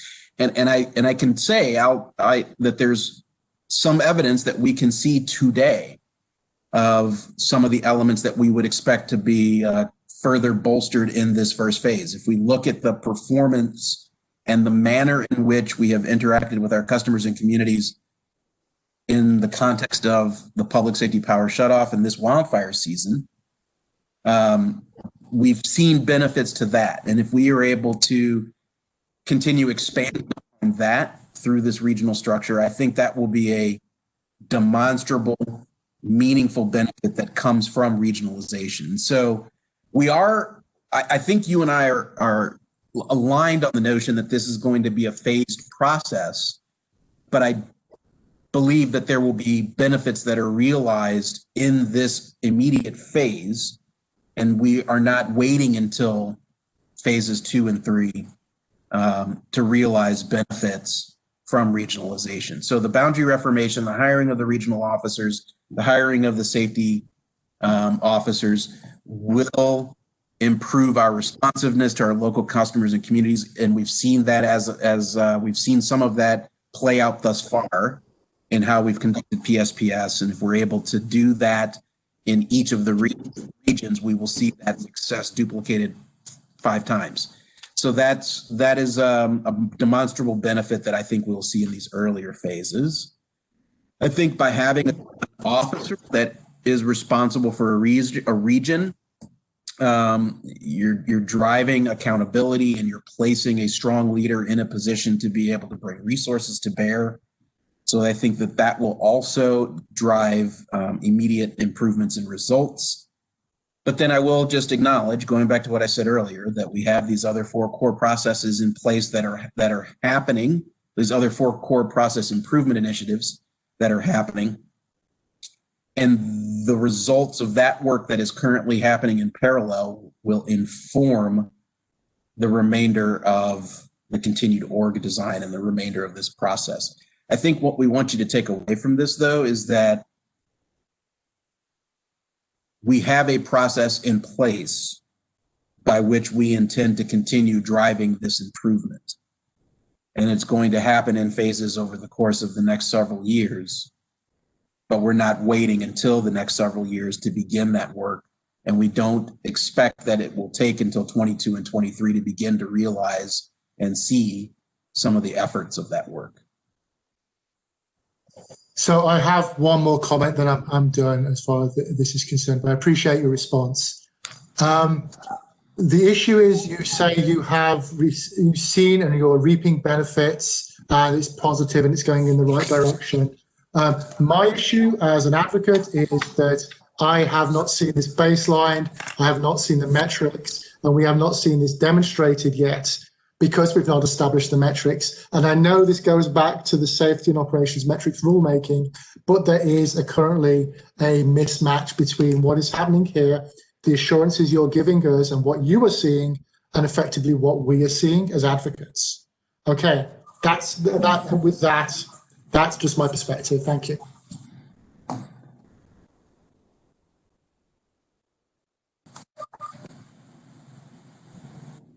Okay, thank you.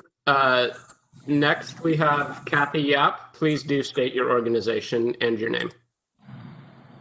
Yes, hi, I am Kathy Yap. I am representing California Large Energy Consumers Association, otherwise known as CLECA.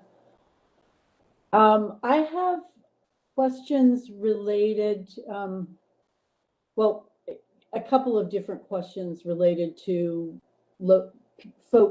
location of folks. For one thing, do you expect to, or is it your expectation that the regional vice presidents and regional safety folks will, and their staff, will they be located in the regions physically? So that's one question. And secondly, you have mentioned on a number of occasions how there are work crews and the like actually in the regional areas already. And you specifically said there are superintendents and directors located throughout the regions. Do you have, or can you provide interveners with a description, or better yet, a map that shows, shows roughly the distribution of those sorts of resources across the various regions?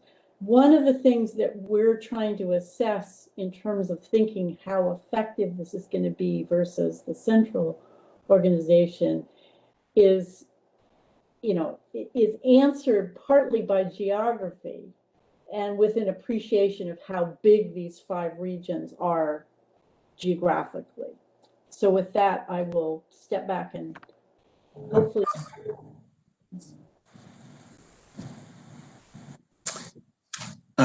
Kathy, thanks for the question. So I'm going to say on the first question with respect to the regional VPs and the safety leads, the intention, the expectation is that they would reside in the region. They'd be physically located in the region. And just to my earlier point about being able to use existing real estate, that is our expectation.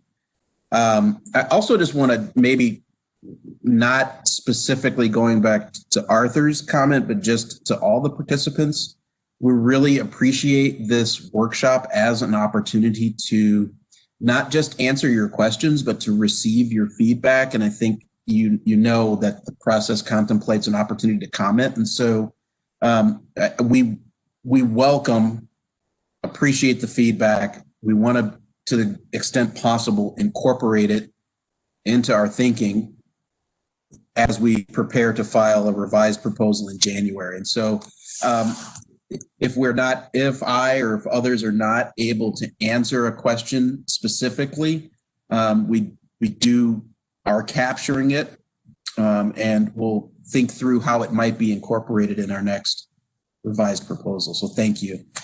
On your additional question, Kathy, about work crews and can we provide a map that shows the distribution of resources, we can. I don't know that I'm prepared to do that today, but yes, that's something we can provide. It would be really useful, I think, for, at a minimum, the January updated filing, to have that kind of information, the location of where you would envision physically. I mean, you know, you've mentioned real estate. You guys must have some idea of where you would locate your regional vice president. I mean, understanding that all of this it's still at the planning stage, but it would help inform our thinking about this to know the facts. You're dealing with a group that we go into these cases, and generally the applications have thousands and thousands of facts, and we chew on them and ask more questions. And this is different insofar as it's very broad brush, and it's pretty, you know, it's been very conceptual so far.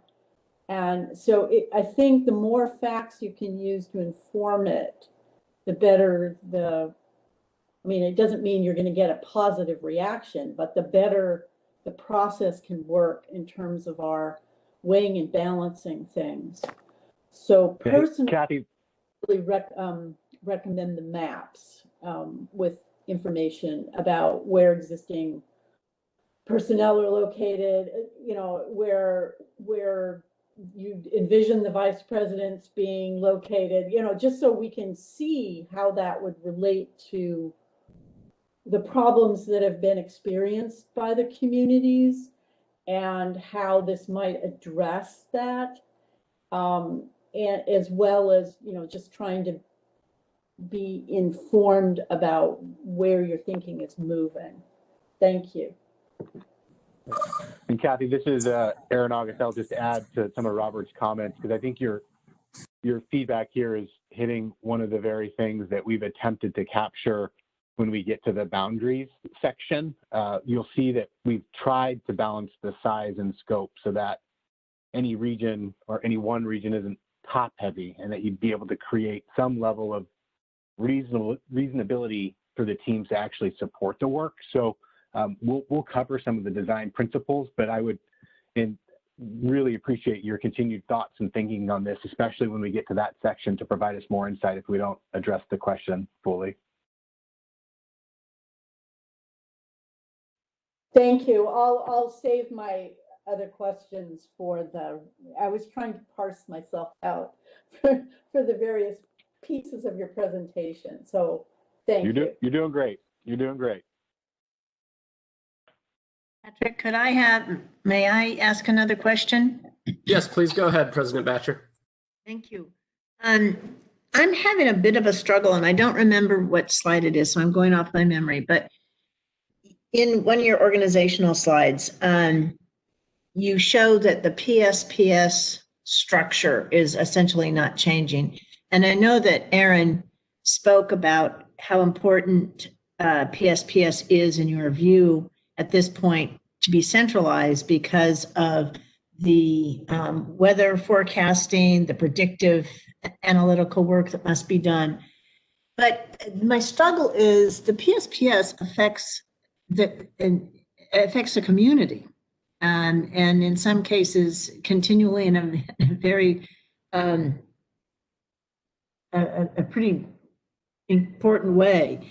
And if I would hope that the regionals, in getting closer to the community, the regional leadership, and located in that community where they will also experience themselves PSPS, that somehow you have a connection with the centralized nature of how you're running PSPS, the wildfire safety and PSPS, to that region. And I'm having a struggle figuring out how that's working. I totally get the centralization of the weather and the predictive analytics. I understand that. But when it comes to understanding how safety and PSPS impacts these communities, that's been one of our really difficult situations, whether it's the county leadership, the tribal leadership, or the community leaders, CBOs, et cetera. So how are you guys making that connection? President Batjer, might I invite Aaron to respond to that? Sure. Whoever among you. Hey, Robert, it's Aaron, just making sure you can hear me. Yes, thank you. Yeah, I think it's a really great point, President Batjer, and I think that's been what, as I indicated, we attempted to do this year. I think some of the points that you highlight, I think, will be more impactful. I am in the Bay Area, and I think having the regional leader be associated with those areas that are experiencing those shutoffs will be very critical. I think the key is really the piece that is, to me, when we're in the event and we're executing, it's largely a support and a communication effort. The piece that I think will be critical is the part that was sort of the third leg of the task that I was given this year, which is to really make sure that local projects and impacts are recognized and that goes into the planning process. One of the issues that we've tackled, and I'd like to say systematically, I'm not sure it's been quite that thorough, but we've caught many, many instances of it, is we'll have instances in these high fire threat areas where a community is undergrounded and a neighborhood isn't. And I'll say, for instance, the town of Angels Camp in Calaveras County, Sierra Foothill Town, Highway 49, and in that sort of general area, Highway 4 there, and the much of the town is actually underground, not all, but the substation is just on the edge of town and passes the wires that power up most of the town, passes through a small high fire threat area. And so the town has experienced multiple shutoffs. And what we are able to do with local knowledge is identify a project like that in our risk models, that little segment of line doesn't jump out at you as a high priority. But when you look at the actual implications of how that segment of line serves a fairly good sized foothill town, and the fact that much of that town is either in tier 1 and thus not really at risk, or even the parts of town that are not, many of them are already undergrounded.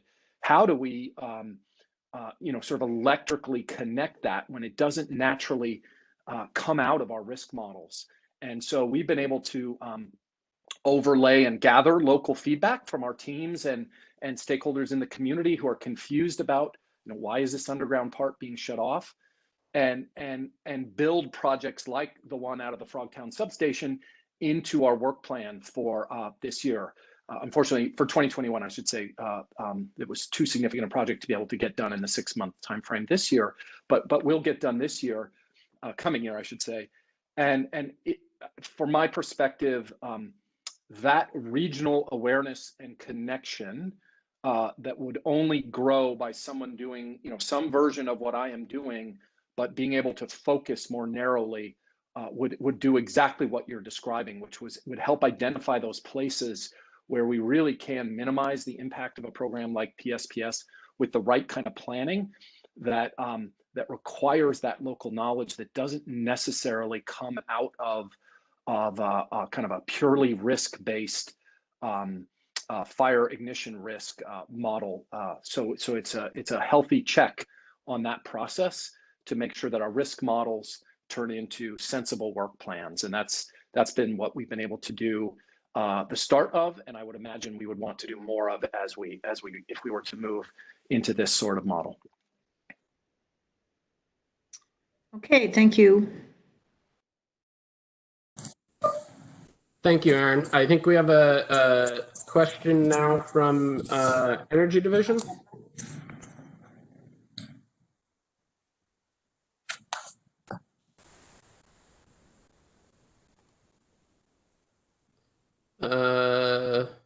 Molly, are you able to speak? Yes. Yep, Hi. I can hear you. Hi, this is Molly Circle from Energy Division. That question was kind of a perfect segue to my question. I wanted to just dig a little bit deeper on that. And I appreciate the example you gave, Aaron. I am the program manager overseeing infrastructure, permitting, and planning for the Energy Division, and I have some experience with the microgrid proceeding and with the distributed resources plan proceeding, and as well as, of course, the years of GRCs.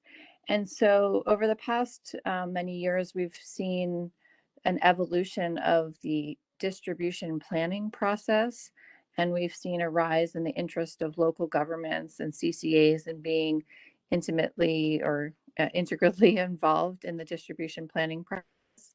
And I was wondering if you could speak to how you think regionalization will affect future planning and future distribution planning processes.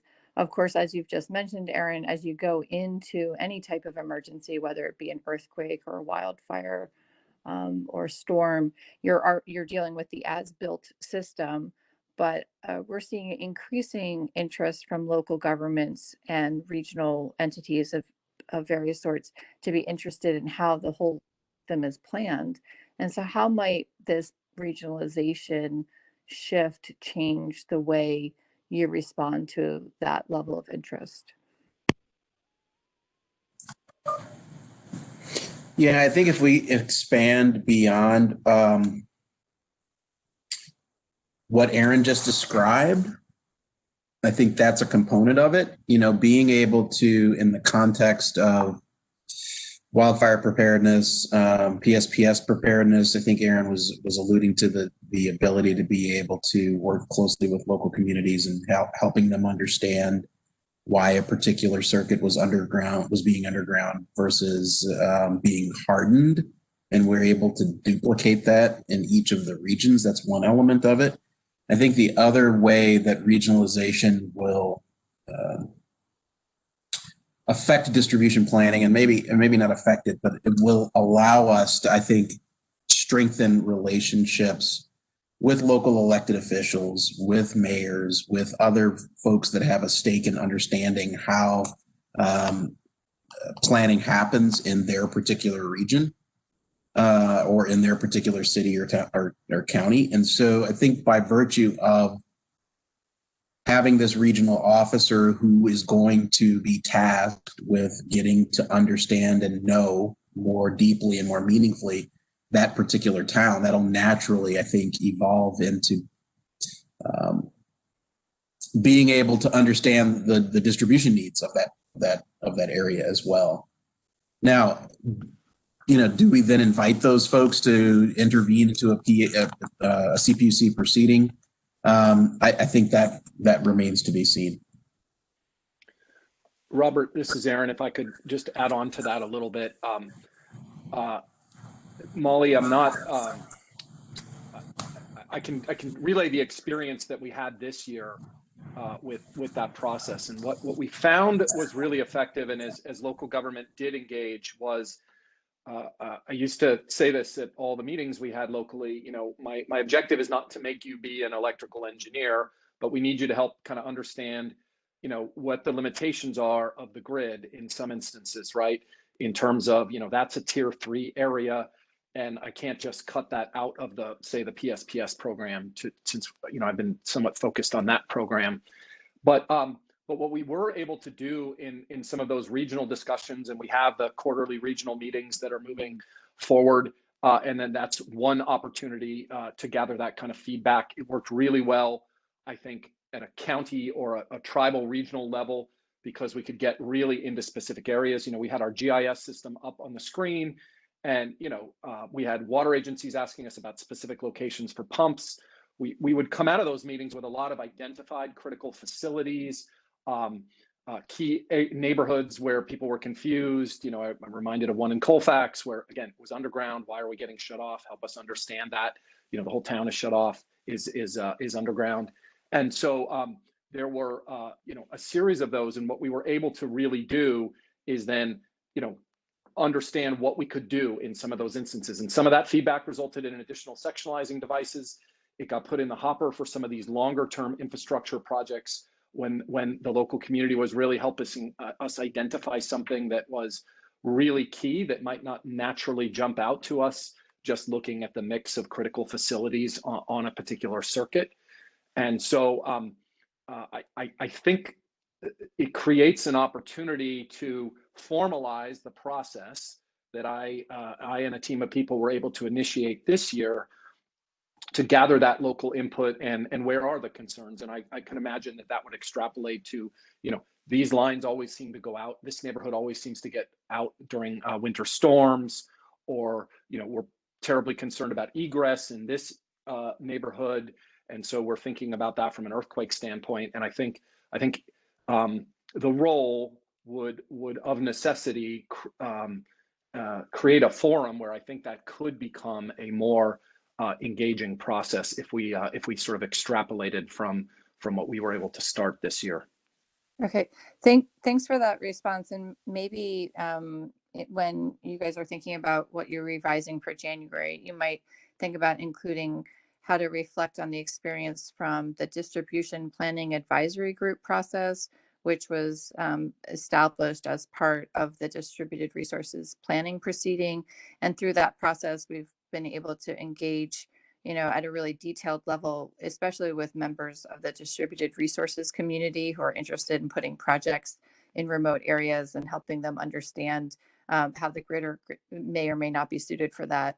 I know a lot of local governments are interested in increasing renewable energy, and many aspects of the distribution planning process are sort of key to unlocking the ability to add more deliverable renewables to the grid.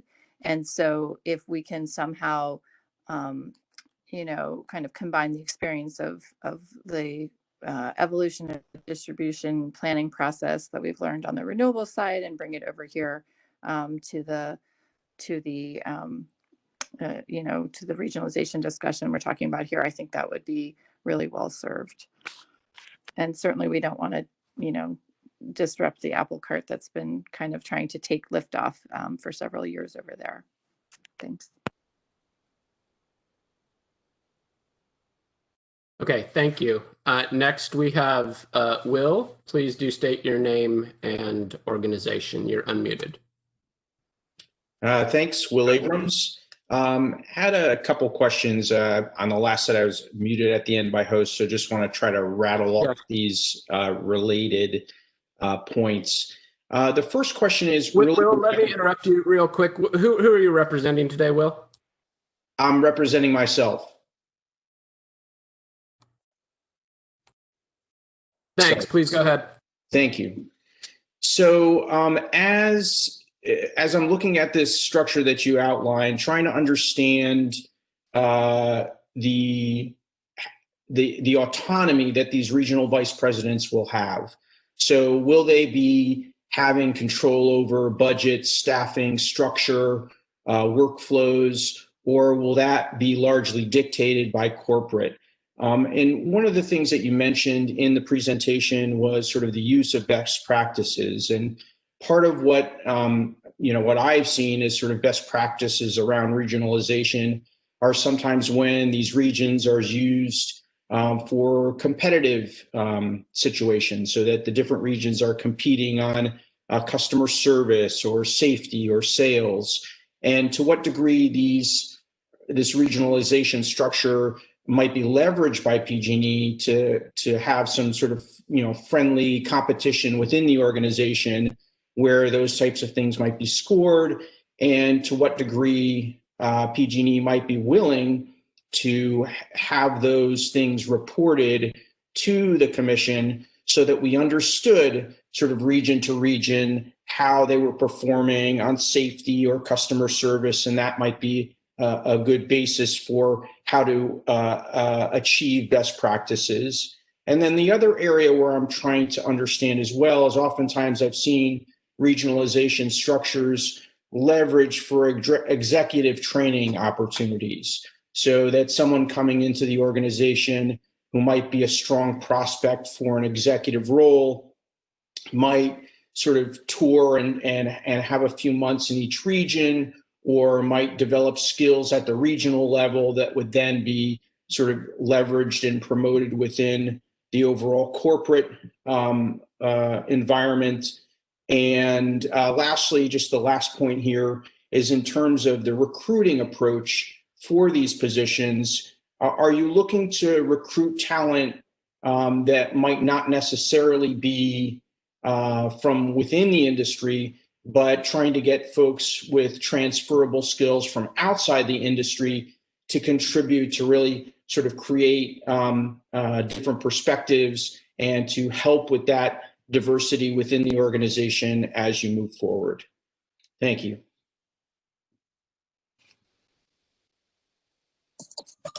So I'm going to give a shot at some of these, but I'm going to try to go to others as well. There's a lot in there. And I'll just maybe also say again, you know, and I think some of your questions are actually probably more akin to recommendations and suggestions. And so absolutely welcome those. I don't know that we have specifically envisioned these regional vice president or safety leader positions as executive training opportunities. I do know that just as a company, we do look to continue to grow talent and look for opportunities internally to grow talent through rotational opportunities. I don't know that we're specifically contemplating that these would provide that opportunity. My inclination would be probably not immediately, but that's something to think about. So thank you for the suggestion. I'll also say, I mean, with respect to the autonomy of the regional vice presidents, will they have control over budget and staffing and structure? They will have some level of autonomy over the teams that they lead. They will also have a high level of authority by virtue of the reporting to the utility president to be able to bring resources to bear on an as needed basis. I think some of the other questions that might have been embedded there, Mr. Abrams, are similar to what I said before about metric setting and the opportunity in our safety and operational metrics proceeding to address some of those questions. And then maybe, if I may, turn it over to my colleague, Mary King, to answer some of the additional questions that you had about recruiting process and what we're going to be looking for in these regional VPs. Thanks, Robert. Can you hear me? Yes, thank Perfect. you. Thank you for the question, Will. This is right down my my line, so I really appreciate the thoughtfulness of your questions. A couple of thoughts. One, when we recruit, we are going to cast a wide net, so we will be looking inside industry and outside of industry. At the same time, we do have those requirements that we're looking for, and making sure that we can hire in the best qualified candidate who can make an impact for our customers is really important. So I'd be surprised if all 5 came from outside of industry, but I wouldn't be surprised if 1 or 2 did. I will tell you from an executive training opportunity that we value leaders who are connected to our customers, who understand the importance of the service that we provide and those essential functions. So from my perspective, as I lead kind of our talent process and the internal development of leaders at PG&E, it is a highly valued experience and skill set. And if you are good at it, it's highly valued by the corporation. Lastly, on the sharing of metrics and the internal competition, and you may already know this, there's pros and cons to that.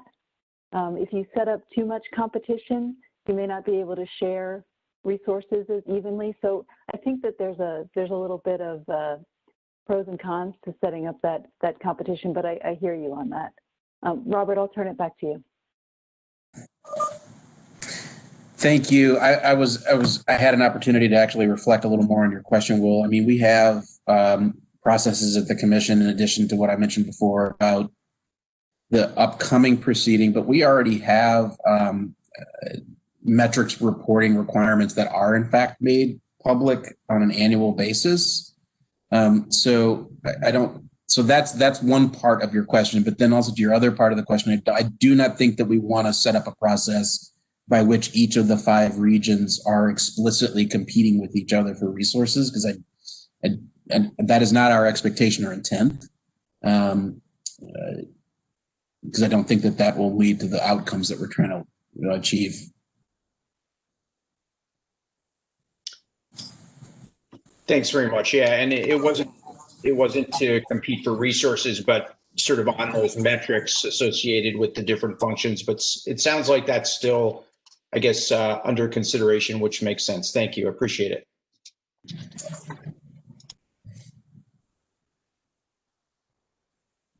Okay, thank you. Next, we have Jennifer. You're unmuted. Hi.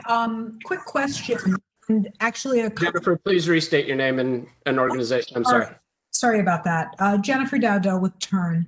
I have a quick question and a comment. I mean, the question is driven by the fact that we said on this workshop that we were not going to explicitly address costs. And so I know I and maybe some other advocates have been trying to ask questions that will give us a sense of the cost and the scope of this. But it is challenging in that the commission has determined that that who pays for the costs is going to be addressed in this proceeding. And we recognize it isn't jello yet, but I guess what I'd like to ask is the sooner we can have a better understanding of the costs. I know that you're collecting them in a memo account and so should be aware of at least some of them. It would be very helpful if we could get some visibility on that. So I'm going to table that comment because we agreed we weren't going to go there. And I'm going to ask another question that kind of tries to get sideways at that kind of idea. And it's for Mary King. So, and hi, Mary. A question about, as you're hiring the regional vice presidents and the safety officers in the new structures, are you anticipating a fair amount of those positions will be filled internally? Are you seeing, I mean, it sounds like you're seeing more of an external search. Thanks for the question, Jennifer. You know, every time I predict how recruiting is going to go, I'm never right. So predictions are always, you know, worth 25 cents and a cup of coffee, right? But what I anticipate is that we will have a mix. We will have 1 or 2 internal candidates. We will have, I would guess, 3 or 4 external candidates. So looking at what I'm looking at right now, that's what I would expect. But the important thing from my perspective is that all candidates go through the same process. So they all, even if it's an internal candidate, will go through the diversified search process. They go through the same rigor. They have to pass the same gates. So from a recruiting process, that's what I would say. Thank you. And one other follow-up on the accountability issue. Are you anticipating in this structure different or additional accountability measures by which these safety officers and VPs would be assessed? So let me parse your question, Jennifer, and then you can give me feedback if you have a different idea or a better idea. Today, we get executive guidance from our senior team, and then we all build our goals from that executive guidance. And I would anticipate that these regional vice presidents have specific goals around what they need to deliver for their region, and that cascades through their organization. So that will be how they're held accountable. It will be how they're assessed and rated, how their compensation will be determined. So I think that's the critical piece that's going to drive that accountability. And I would suspect that the utility president would have had cascaded those goals down to those regional vice presidents. So that's how I think that will work, Jennifer. And just interested in feedback. Did that answer your question? Yes, I think so. So I can assume that these regional VPs and safety officers will be assessed and held accountable in the same manner as all other PG&E leaders, and that is a process that will remain the same. Well, you know, Jennifer, we're about to have a new utility president and new other leadership. So I hesitate to say what will remain unchanged, but pretty consistently in the companies that I've worked for, that goal setting process is pretty critical, and that's what really drives the accountability. I would imagine, and this is Mary King's view, that they would have both some enterprise goals and then primarily those regional focused goals. There'll still be an officer within the company, so they'll still have all those same duties and responsibilities. But to Aaron Johnson's earlier point, they will have a narrow focus on their region. Thank you. Yep. Okay, next we have Kathy. Please state your name and organization. You're unmuted. Hi, Kathy Yap with CLECA. And the questions I have reach back to the issue of budget. Budgets come out of the GRC process, the general rate case process, and tend to be built up because they have to be obviously justified. And you know, currently you're doing everything on a more or less on a functional basis. I guess the question I have is, to what extent are you going to have the regions participate in that? And then similarly have some responsibility over how the budgets are ultimately managed, even from a functional perspective. Given that the regions, I mean, again, we're sort of going back to the matrix notion where, you know, you've got, it isn't just functional, it's also geography in terms of what drives the needs. So have you guys thought about that? You know, do you have any idea of which direction? Kathy, it's Robert. Thank you for the question. Our thinking at this point is that we would not be doing regional specific budgets. And I think that's consistent with what we would have said in our original proposal. But that's not the same as would that regional officer have input and participate in the overall budgeting process like all the other officers in the company have an opportunity to do as we prepare a general rate case. I'd say yes. But the expectation is that we're not going to start having 5 individual regional budgets. Okay, but to follow that up, in terms of, let's say you have the electric distribution maintenance budget, there's going to be a tension here among the various regions in terms of wanting to influence the spend in terms of what needs to be done in their region. And how do you guys envision that being handled? I mean, is it going to just be the distribution maintenance people within the electric operations and then similarly within gas operations who have the control over the budget and they parse it out according to their standards? Or are you going to have some kind of interaction between the regions? And I'm using maintenance as an example, but the maintenance folks saying, you know, or, you know, you have some sort of feedback loop or whatever that makes sure that the spend is appropriately reflected going out on the ground in the regions, what the region is saying. Yeah, thank you. You were breaking up a little bit at the end there, but I think I captured, I think I understand the question. You know, and if this may be alluded to a little earlier, we create a situation where you've got regions competing with each other, and this is intended to drive, all of this must be in service of safety. So we're going to continue to make risk-informed allocations of resources, and we'll continue to make sure that resources are being deployed with safety as the top priority. So I don't envision that these 5 regional officers are going to be operating in discrete silos. Number one, they will be reporting to the utility president, who will have that enterprise-wide understanding and view. And so, and then the last thing I'll add is, and you know this well, and I'm sure everybody does, I mean, we go through the GRC process, and we have to have some ability to be able to maintain flexibility in how money gets spent, so that we can address emergent work and emerging risks. And so I think that will be reflected in this regional structure as well. We're still going to continue to prioritize safety and make our decisions based upon mitigating and reducing risk.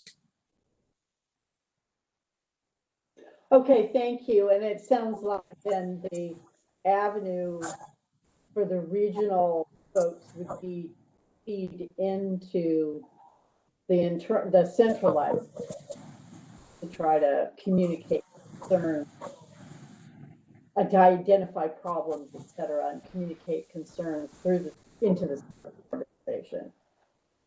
Is that the vision that you? I'm not sure if I heard the last part. Kathy, I'm not disagreeing with you. I just want to make sure I heard you. I think there'll be coordination among the 5 regional officers. They won't be operating discreetly. My question actually was to envision the flow that the regional folks would have the opportunity to provide input, but they won't be controlling. That they'll be part of the discussion, but they're going to be pushing information into the centralized consideration of safety priorities, et cetera. But that's going to be done centrally. I think that's a fair way to characterize it, yes. Okay, thank you.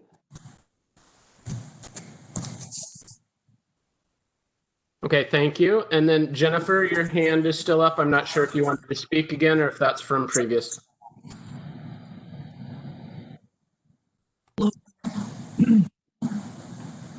Okay. Sorry. Oh, go ahead. I forgot to lower my hand. Sorry about that. Thank you. No problem. I do not see any more raised hands right now. So checking if anyone else has a question or discussion item.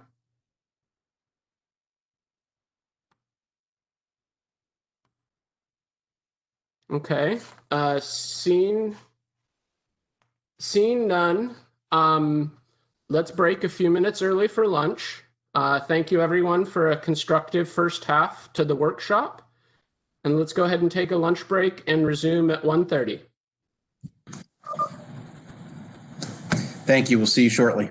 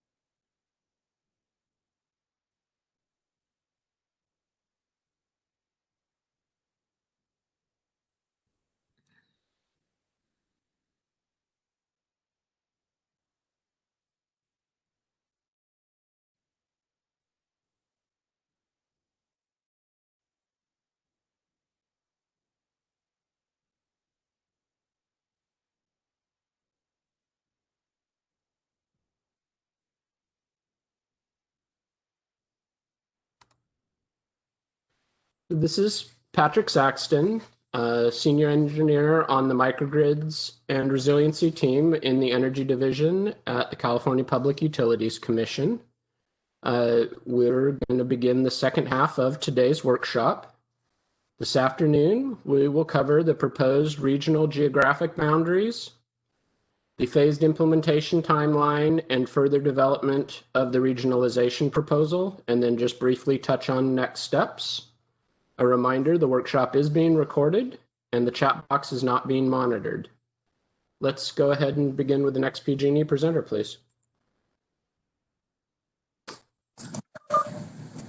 Patrick, I'm actually going to turn it immediately over to my colleague, Sienna Rogers, who's going to take us through the materials. Great, thank you.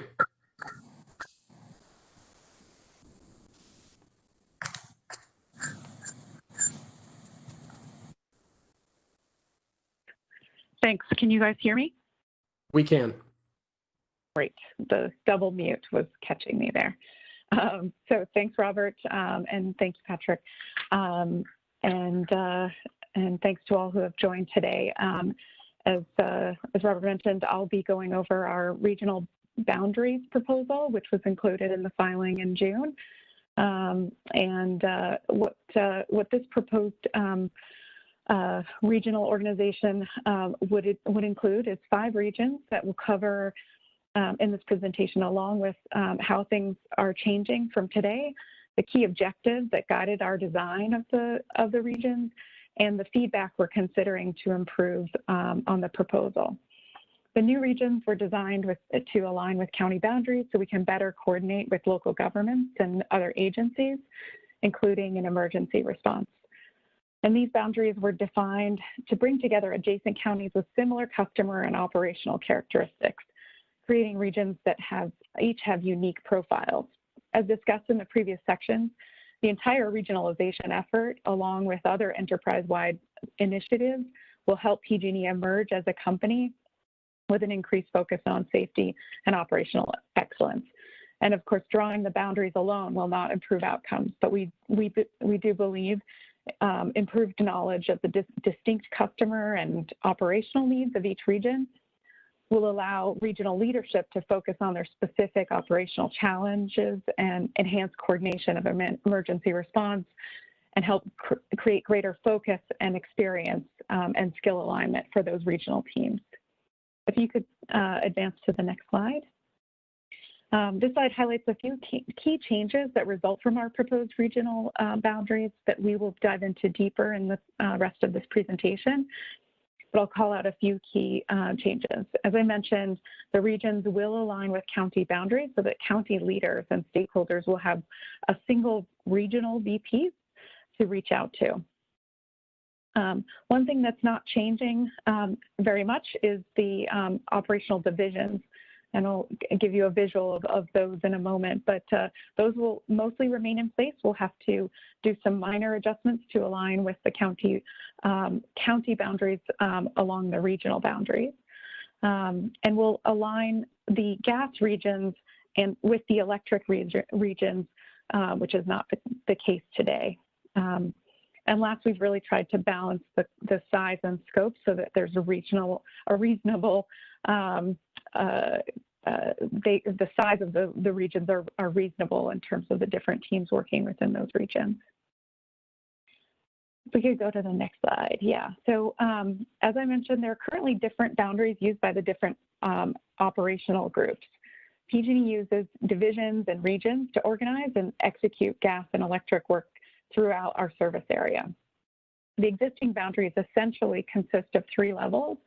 The base is at the bottom of this graph is the entire service area, and then the next level divides either into regions or areas, and the 3rd level further divides regions and areas into divisions or headquarters. But as you can see, even the naming conventions across the 2 aren't the same. If you can go to the next slide. I'll provide a visual representation here. As you can see, the different colored sections are the divisions across the 2 different operational groups. And then the blue boundaries are the actual regions or areas And as you can see, they don't align today, and they don't follow the county boundaries that are used by our communities today. And so that's a large part of one of the areas we see as an opportunity for improvement. And then, yeah, so thank you for the next slide. So wanted to spend a little bit of time on sort of the high level objectives that we started with before we even sort of came up with any of the alternatives that we considered. And so there were a couple, these two slides will kind of cover the key objectives that we used, but of course we looked at a number of different criteria as we were going through the process. As I mentioned before, a really important driver is around county boundaries. So we're proposing that regional boundaries not divide counties and instead follow those county boundary lines. And this change represents our desire to work more closely with our customers and our community stakeholders. As an example, having a single regional leadership team that can coordinate with the city or county during an emergency is critical. And I think you've heard that a few times over the course of this workshop today, that there's a lot of important coordination that starts in the emergency situations. But in addition, some counties and cities have specific work requirements that impact how we execute and schedule our important gas and electric projects. And so that there's an opportunity there to improve local knowledge among the regional teams and really think more about that. Obviously, geographic continuity feels like something goes without saying, but there were considerations or different proposals that we looked at that were not contiguous, but for a variety of practical reasons, this is an important objective in terms of managing a given region. And then last on this page, we've been talking about this a little bit, but we did look at trying to find ways to help us understand the commonality across the different counties in our customers. And so the way we did that is we pulled some data that we had available around census variables for each of the counties, as well as our billing data, and really used some statistical analysis to try to help us understand which counties really sort of have more similarities to each other.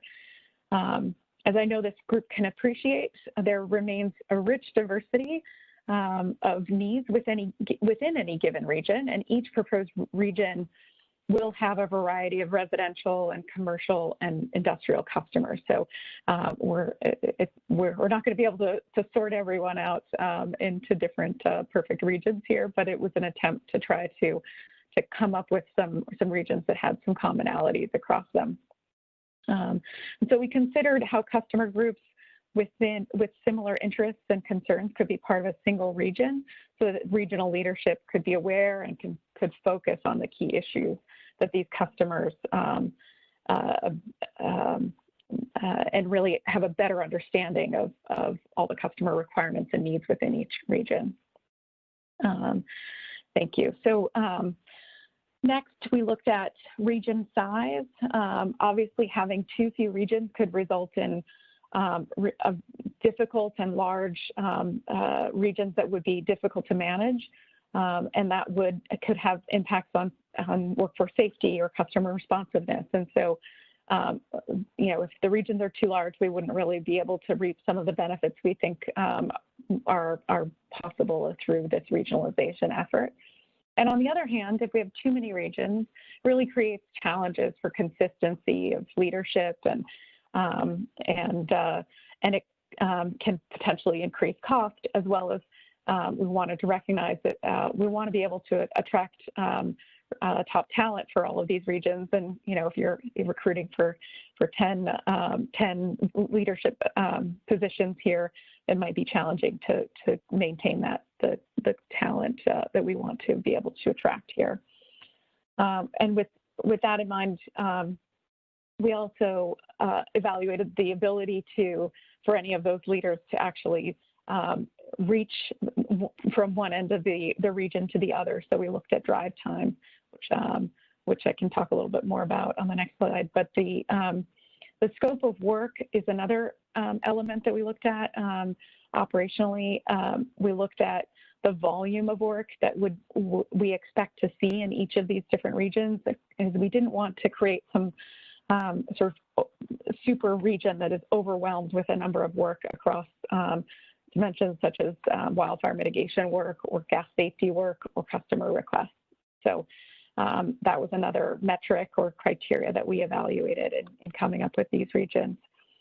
And then, of course, fire suppression, mitigation, and emergency planning was a big driver of our desire to align with county boundaries, but it also drove our wanting to improve our alignment with CAL FIRE units. And so you may, if you're familiar with the CAL FIRE units, not everyone on this call probably is, you will recognize that our alignment there is not perfect, but I think that there is improved alignment there as a result of these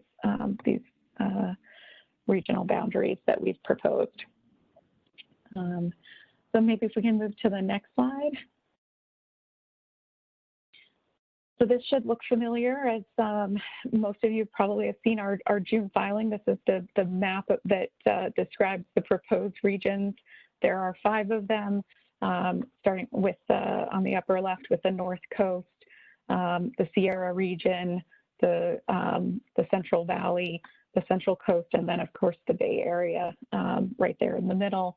The table to the right provides just a couple of select factors that give you a sense for the different regions.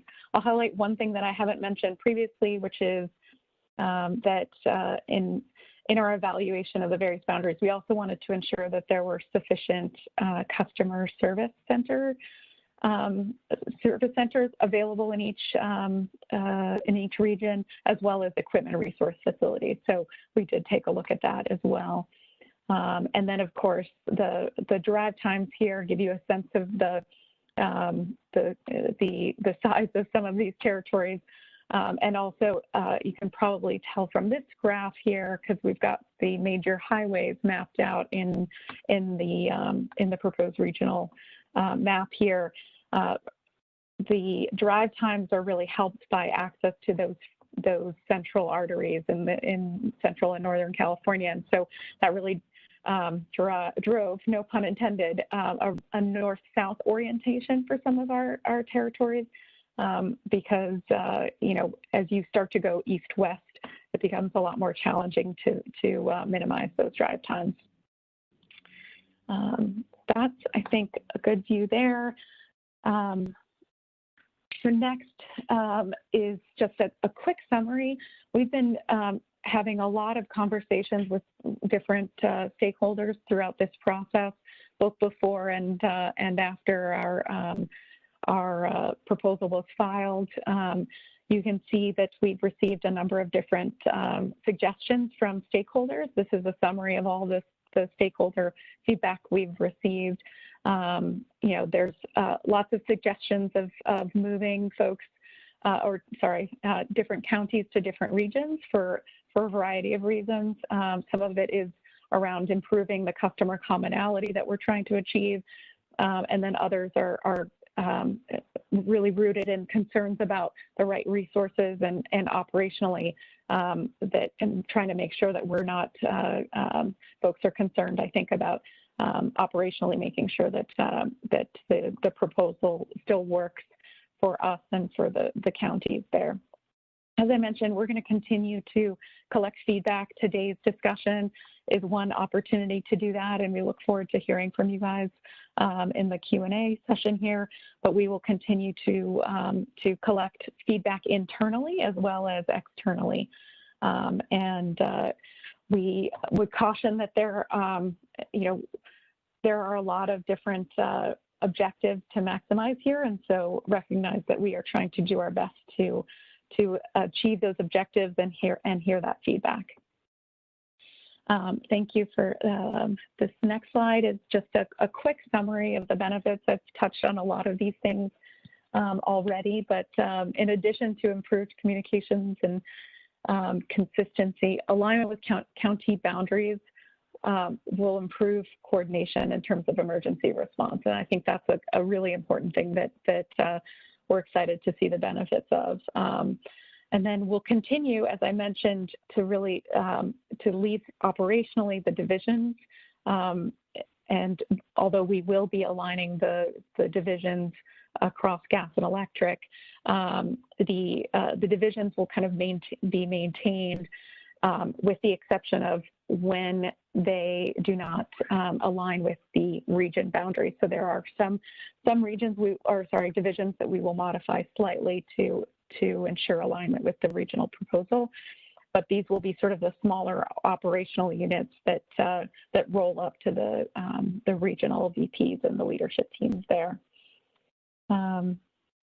And then last is, I think the boundaries will really bring together these adjacent counties with similar customer profiles and geographical and operational characteristics. And we think that the improved knowledge of the distinct customer and operational needs in these regions will allow us to focus on their specific challenges. And we expect that these changes, along with the other organizational elements of our proposal, so all the things that you've heard about earlier today, are going to enable us to become a safer and more reliable and more responsive company for our customers.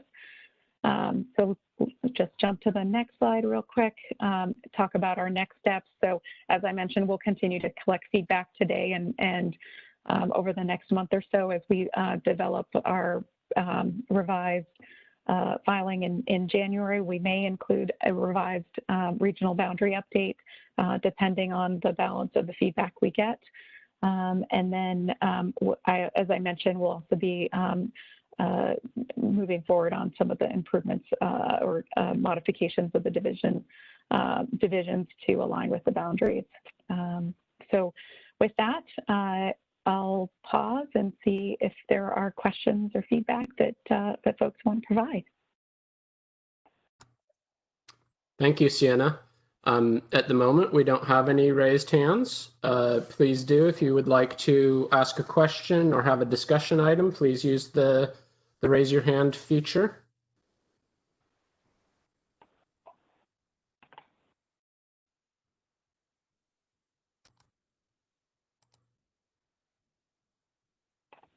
Can't believe I'm going to get left off that easy. Okay, we do have one. Kathy, please go ahead. Thank you. This is Kathy Yap with CLECA. You're the person who's most focused on the specific geographical layout of all of this, and I just wanted to raise some of the same concerns in terms of communicating the, you guys clearly looked at in your list on, let's see, whichever slide it was, where you had some of the characteristics broken out, where you looked at the number of service centers, helping us be able to visualize this and what you mean by service centers, what kind of personnel are located in, in association with those service centers, I think would help us appreciate the functions of, what you have in mind, even though these, if I understand your visualization, these service centers would be managed centrally, but they'd still be located in the region. And so it would really help for us to have that detail so we can begin to understand the organization dynamics. And this is stuff without even, like we said, or was said previously, this is the phase one where you're not doing a lot of moving personnel around. But to just appreciate the extent to which people are on the ground, where they're located, what resources are dedicated on a regional basis would be enormously useful. So I realized that wasn't exactly a question, was more of a request. But as you move forward in this process, I think that will be enormously valuable to enabling folks to understand it. And I guess the question I have is it possible to provide that kind of information in the near term so that people can have that to think about as they prepare comments? Is there more information that you could give us about the specifics of the organization as it exists today, but, you know, kind of presenting it in a regional context so we can kind of begin to really grasp some of the dynamics here? Kathy, thank you so much for the feedback and the comment. I really appreciate it, and I was taking notes as you spoke, and we will definitely go back and see if there's some more visual ways we can help represent some of the data, and I think the functional roles, kind of combining this visual with some of the previous conversations, I think it sounds like might be helpful, and we will figure out if there's a way for us to do that ahead of the January revision. Thanks, Sienna. We now have quite a few questions queued up, so I'm going to go to Julian Ennis. Hi there, this is Julian Ennis from CPUC Energy Division. I'm a utilities engineer, and I am in charge of the reliability reporting standards that each utility is required to present each year. My question is, on the divisional level, how much variation can we expect from previous in terms of how the divisions are represented within those reporting requirements? And when you're talking about harmonizing some of the divisional boundaries to align with regional boundaries, how much that could affect local reporting? Julian, thanks for the question. I think that's one of the things that we're trying to be very sensitive to, is not creating big sort of deltas year over year because of redrawing boundaries. And so I think because of the way that at least the current regional boundary proposal is, there's only a couple of small areas where we'd kind of be clipping little edges of the divisions to align with the regions. But we'd be happy to provide you with a little bit more detail on that so you can kind of see the magnitude. But we do believe it is on the smaller side of the scale and shouldn't create too much confusion going forward. Great. Next is Arthur. Hey there. Can we just go back to the map a second that shows the regional boundaries? Thanks. That's great. So it strikes me in your conversation as you presented this that the main driver, more than anything else, it appeared to be the drive times. Is that correct? Is that how I'm understanding it? It sounds like that was overriding most things. Thanks for the question and the opportunity to clarify there. I would not say that drive times were an overriding factor. I think, it was a factor we included after thinking about sort of the customer commonality, the county boundaries, and sort of the overall size, combined with the drive time. Sometimes you can have a certain size of in terms of square miles, but the drive times are much longer than you might anticipate. So we were trying to sort of optimize across those things, but I wouldn't say that drive times were sort of the overriding driver here. Okay, so I'm just trying to understand. Okay, so I was going to ask actually what the drive times were. What does that actually mean? Is that an end-to-end estimate of the region, or is that from some sort of centroid? So it's an end-to-end. So that would be, an example of basically sort of going from, if you're looking at the north region, that's sort of our longest drive time. You're going from Arcata all the way down to almost the sort of the northern edge of Sonoma. Marin area, Sonoma, southern end of Sonoma. So it's across. So that leads me to the question. That leads me to my second question. You have service centers up in Humboldt and service centers in Santa Rosa, and so why would you associate those two and be concerned about that when effectively, you know, the service centers are going to be your hubs from which you're moving, and to that question, you're going to get. I'm just trying to work out why Marin sits where it does. I guess it's because of the population type. But why wouldn't you use distance from service centers as a kind of a rather than define full length of the whole system? Because Humboldt is an island, effectively. Yeah, so I think the idea there was, thanks for the clarifying question, because I think what we're trying to understand is if there's a single regional leadership team, a safety lead and a regional VP, what does it take for that leader to get from one end of the region to the other? It's less about the within the region traveling, because you're right, there's a lot of different resource centers and service centers throughout our service territory already. It was really more about sort of can the leaders cover that entire region reasonably. Okay, it's about their convenience, I understand. Okay, thanks. That helps clarify. No problem, thanks. Great. Next, we have, I believe, Susie Berlin. You're unmuted.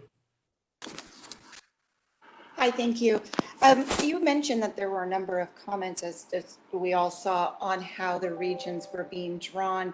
Can you share with us any initial reactions PG&E has to some of that feedback?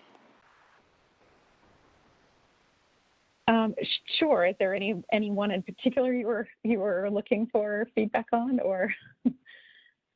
No, just in general. Like I said, there were a lot of different perspectives that were raised, and even comments that indicated that some of the points that you made weren't consistent with how the boundaries were drawn. So if you have any initial information, that would be helpful.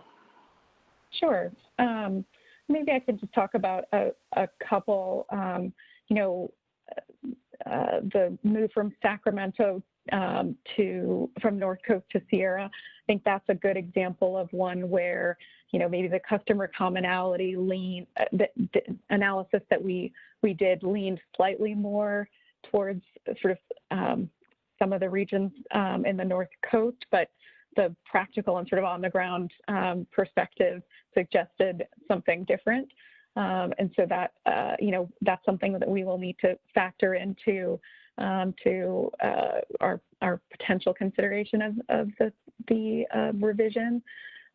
Similar, I think, question on number 3 around, there were a number of different sort of regional government associations that sometimes span across different areas.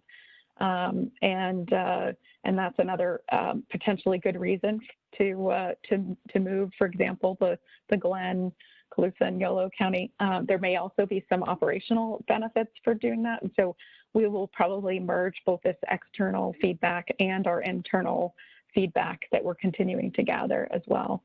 I think on the Santa Clara one, in terms of the Central Coast versus Bay Area, one of the big challenges I mentioned in one of the slides is trying to make sure that there's not an overwhelming amount of work in any given county. And one issue is that the Bay Area, while it's small, has a lot of work associated with it. And so, and a lot of different stakeholders. And so we wanted to make sure that the regional VPs and, on the Central Coast the regional VP managing the Bay Area isn't overwhelmed. And so we think that it might be more appropriate to sort of have Santa Clara be part of that Central Coast region, and that would allow for a little bit more balance of work. And then, from a customer commonality, there may be some differences, but it's not as vast as maybe some other areas. So those are some of the reactions. We're obviously still working through our reactions to this, and it's important that we continue to have this conversation and get additional feedback on other considerations around that potential move. So not saying that we are or aren't going to do any of these proposed changes, but just in the spirit of responding to your question, that's some of the reactions. Thank you, Sienna. And Susie, who are you representing today? A number of the publicly owned utilities. Thank you. Jennifer, you're up next. Hi, and hi, Sienna. How are you? I'm good, Jennifer. Nice to hear your voice. Right back at you. Question back on the drive time slides. And I'm just trying to, it sounds very much like this is a top-down exercise. And I would encourage, when you make your additional filing, to talk about what the dispatch times look like. I mean, you've got the number of service centers from which resources will be dispatched, and it would be valuable to know how those dispatch times are balanced rather than the time for a particular leader to drive from one place to another. Again, getting at the resources that will in fact be doing the specific direct work. And I guess that was a comment, sorry. I appreciate it, and thank you for the comment. Yeah, we can try to address that a little bit more up front in our next proposal as well. Thank you. Thanks.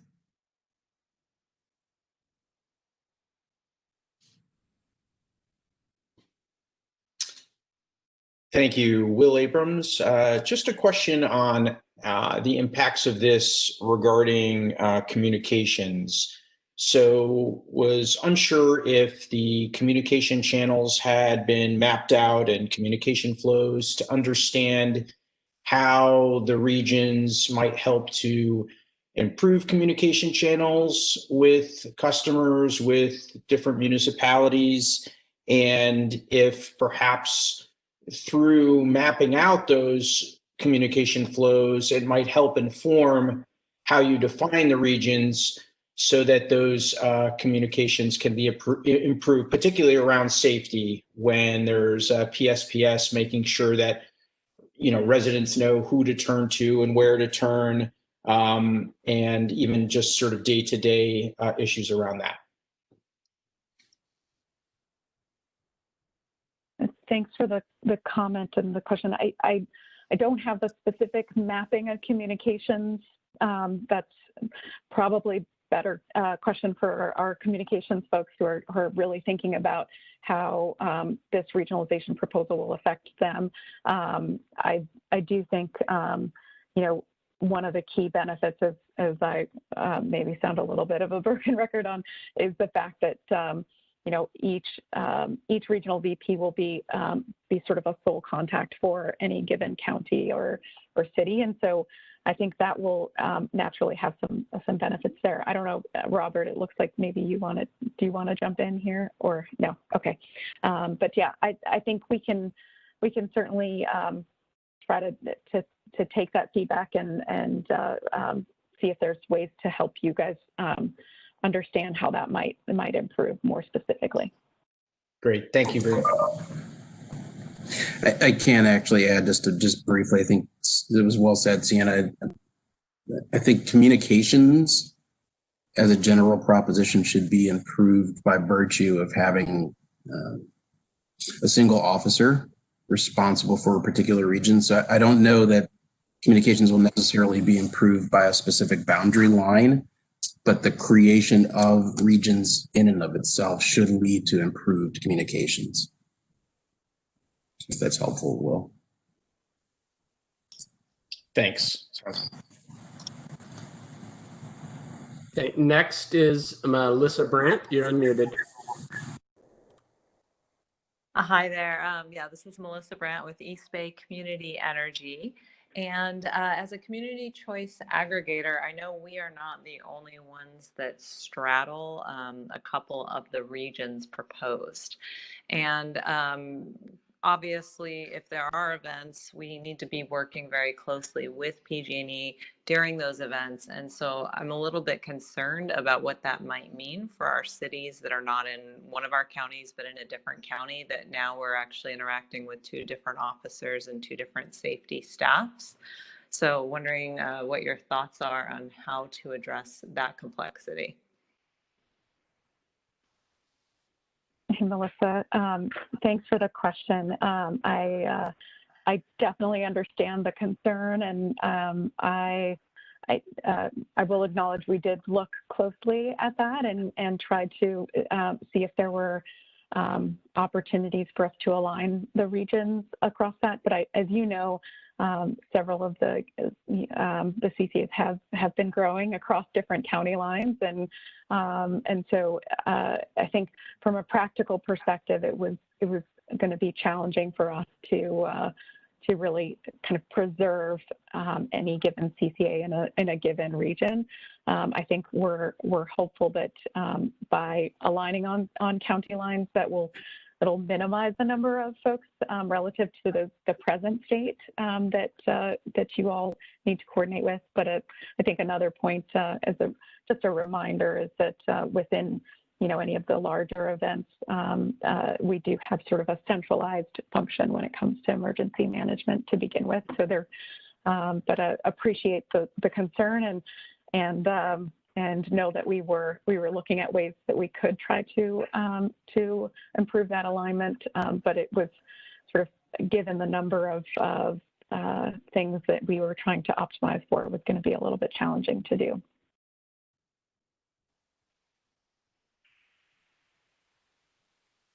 Okay, thank you. We're going to go to William Monson next.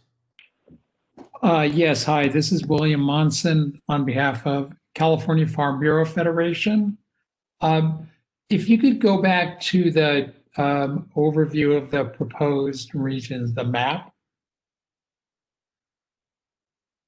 So one of the things that I'd like to comment on is that the region that's in, I guess it's the Central Valley region, seems to run from the coastal range all the way across the valley, the Central Valley, and then up into the Sierra.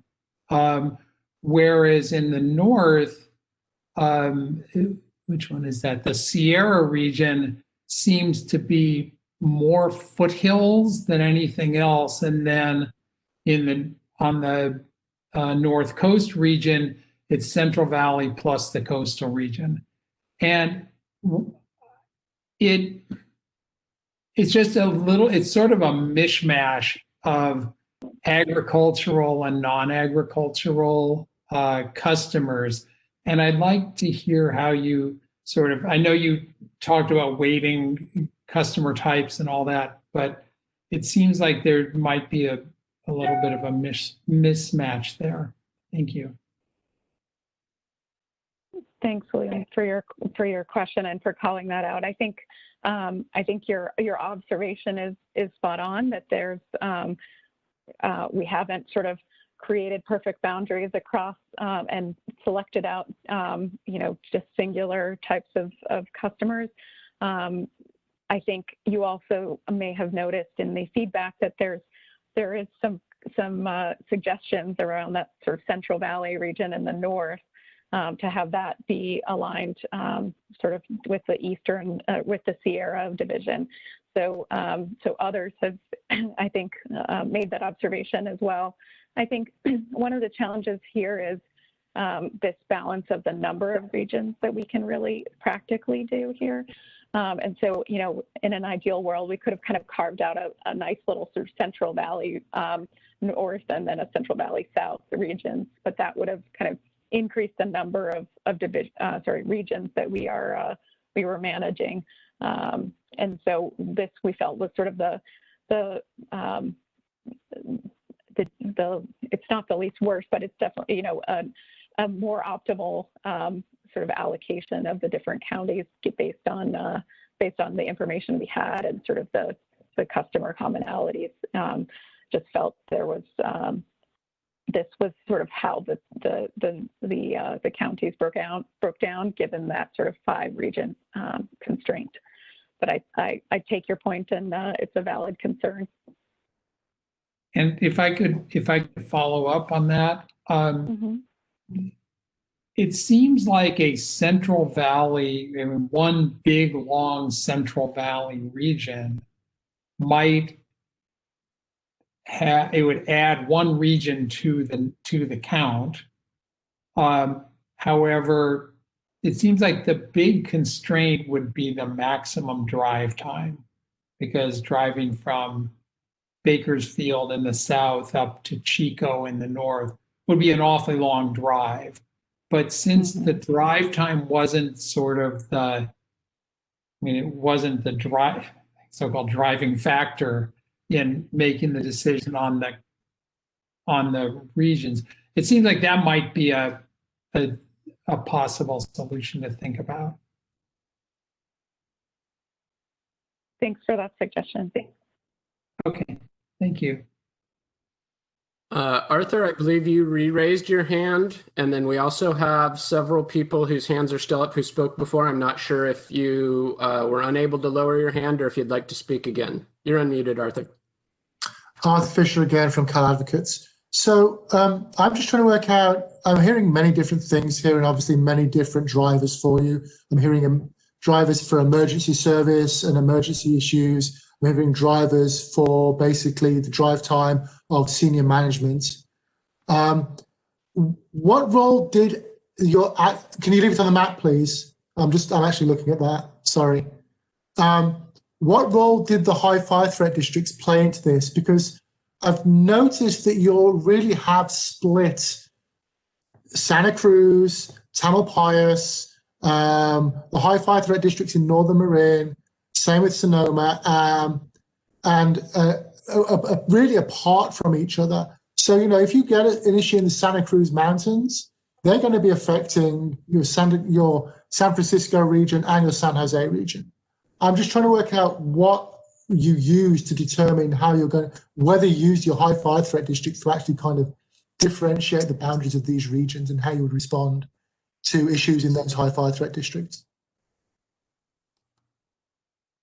That's a great question. Thank you for flagging that. That is definitely, as you may be familiar, if you overlay the high fire threat map on our service area, it actually spans across quite a lot of it, right? So there are a lot of high fire threat districts within our service territory overall, but obviously there are certain areas where we have more mitigation work than others, just because of the sheer volume of the high fire threat areas in any given area.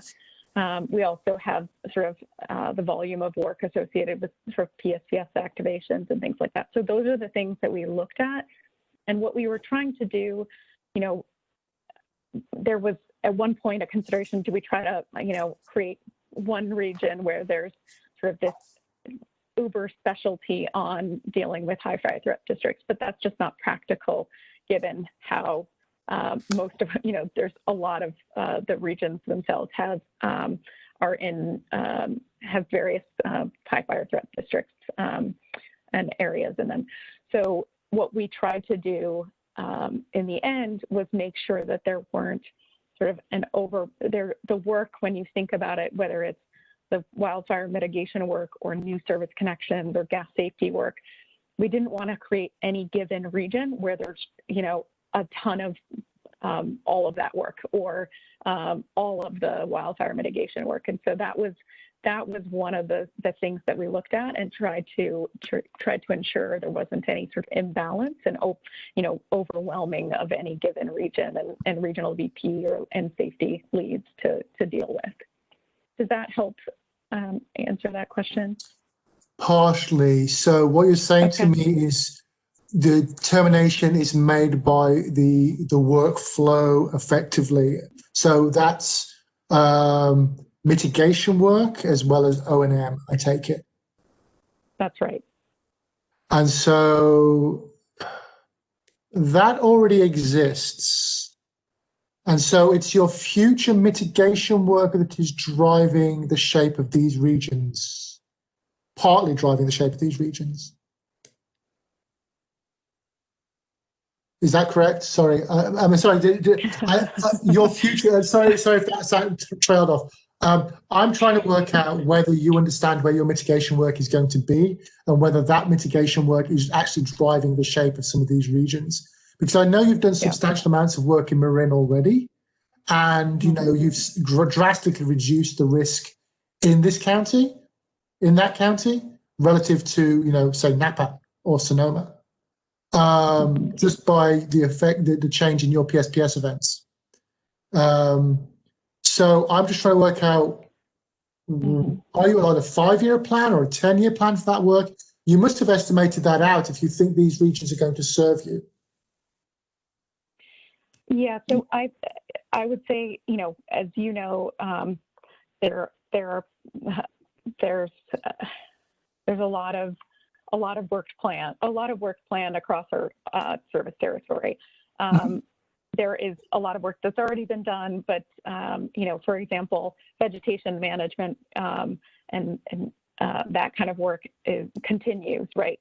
Not necessarily reduces over time. And so, with the exception, of course, of the enhanced vegetation management work, which should hopefully we can reduce that over time. But the idea is that what we looked at is fairly near term and sort of what data we had in existence, and we did not do sort of like a 10-year plan in terms of the look.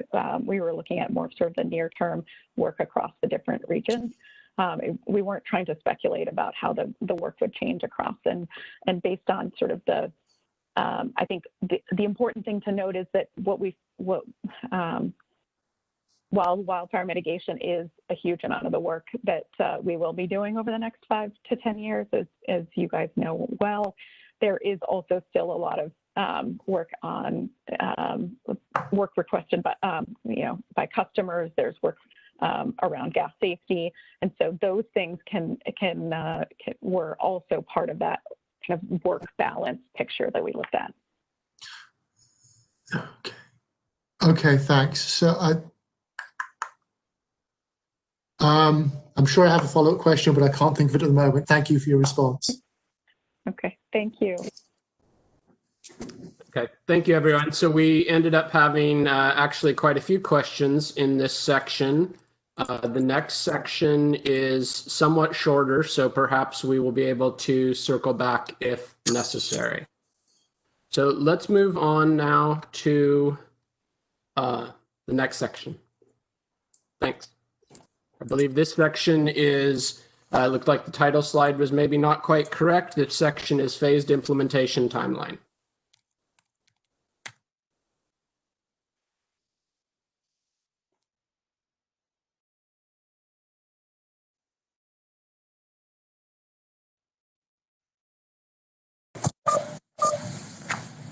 Thank you. Thanks, Sienna. I'm just pulling it up as well. This is our last presentation, the last set of materials. So I want to thank everybody for continuing to hang in with us. It's been a relatively long day, so thank you for hanging in.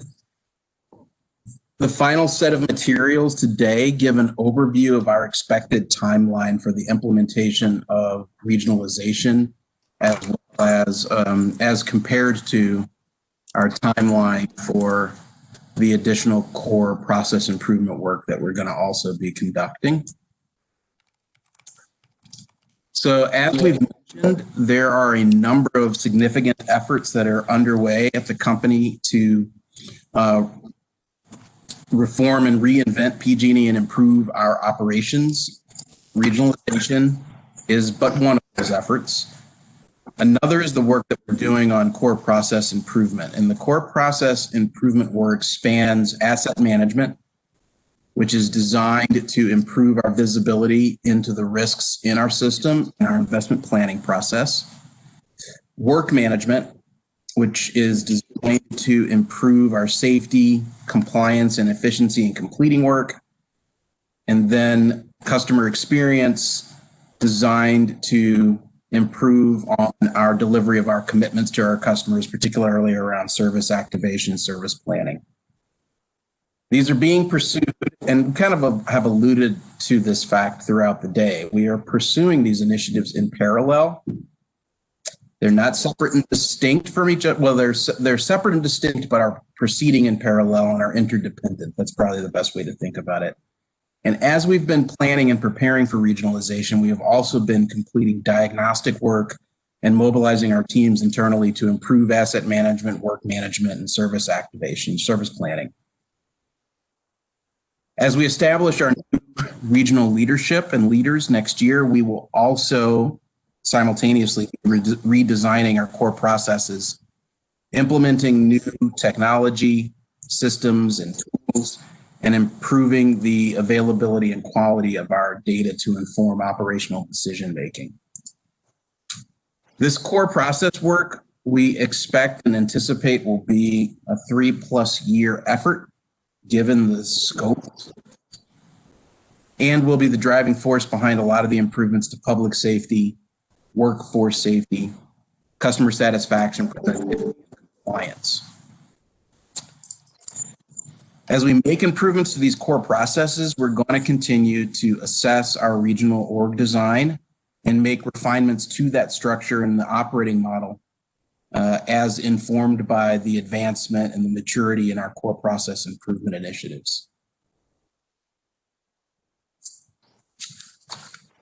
Next slide, please.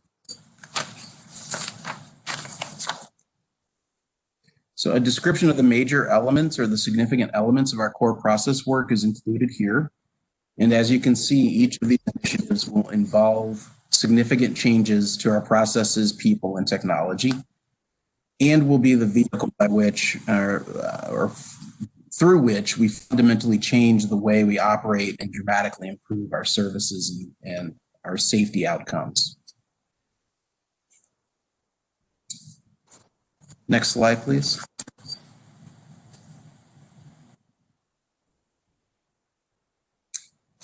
So we've discussed many updates to our original proposal today, and we've heard your input, and we'll have an additional opportunity for more input. And we want to thank you for all of that in advance of the workshop and in the course of this discussion. We're planning to include a number of revisions to our January 14th update. And that includes adding additional detail on our current org structure and the process that we used to determine how to better organize the company. We'll continue to refine our regional boundaries to improve our alignment with our customers and potentially incorporating some of the feedback that we've heard today. And updating the regional org structure based on internal and external feedback that we've received, and then updating the implementation timeline and the phasing to coincide with the other major efforts that are underway.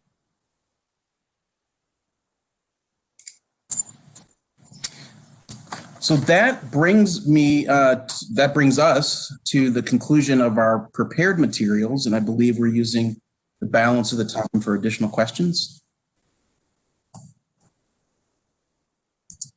Yes, that's correct. If we could first take questions, if there are any, on this last section, and then we can go back to if there's any overall questions. Arthur, you're first, and you're muted. Arthur Fisher from Collaboratives. Can we just go back to the slide, to the timeline, please? So just one question / observation. I see like a 4-year timeline, a 5-year plus timeline here. I see that this is a multi-phase project, a multi-phase program, and I see that you have not, a lot of this is yet to be determined, as we've discussed earlier. What I don't see in the application is how you intend to oversee that process and how you intend to develop a process that is flexible enough and report that back so that we know it's flexible enough to deliver the results that you desire here. I'm not seeing any kind of stakeholder input through time. I'm not seeing any it's difficult for me to see how the flexibility is consciously being built into this transformation, and how that's being reported to us. What framework are you putting in place that will demonstrate that this is effective? Is kind of where I'm coming from. I guess that's my question. Or how are you going to put that into the application?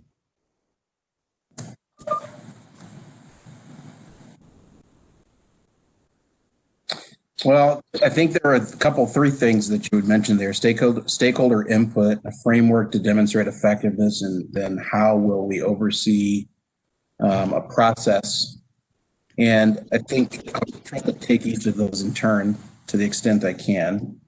We've built into this. Well, let me back up and say that when we filed our application in the first instance, to some degree, it was informed by stakeholder input that we had received via the Safety Culture OII, as well as the Plan of Reorganization OII. And so we filed the application informed in part by feedback that we had been receiving, and that we'd been receiving both formally and informally from customers and communities over the last many years. And so that's one observation that I'll provide.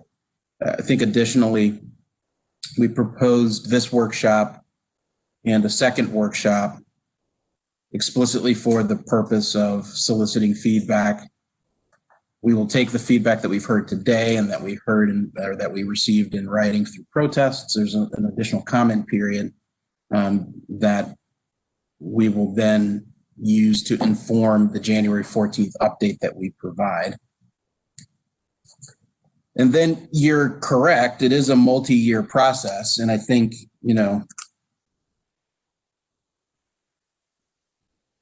you're never finished with continuous improvement. And so I would expect that this will go till 2024 and even beyond, as indicated there. That doesn't mean, however, that we're waiting and that we're doing nothing. And so I will again,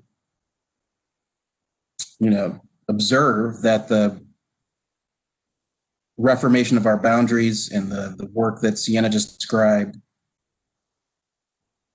the hiring and positioning of the regional vice presidents and the safety directors, we do expect that to make meaningful improvement in how we interact and interface with our customers and our communities, how we're able to understand and know their particular needs and be responsive. So I don't want it to be, I don't want to leave this group with the impression that you're waiting until 2024 to see improvement. How will we know and how will we measure that? I think we've alluded to the safety and operational metric process that the commission has kicked off in a separate rulemaking. And, we would be open to other suggestions regarding how we might continue throughout the process to keep the commission and other stakeholders informed of our progress. There's no shortage of opportunities for us to provide reports to the commission. And so I don't know that, I believe that we can probably come up with another avenue or vehicle by which we keep the commission and stakeholders apprised of progress as it's made.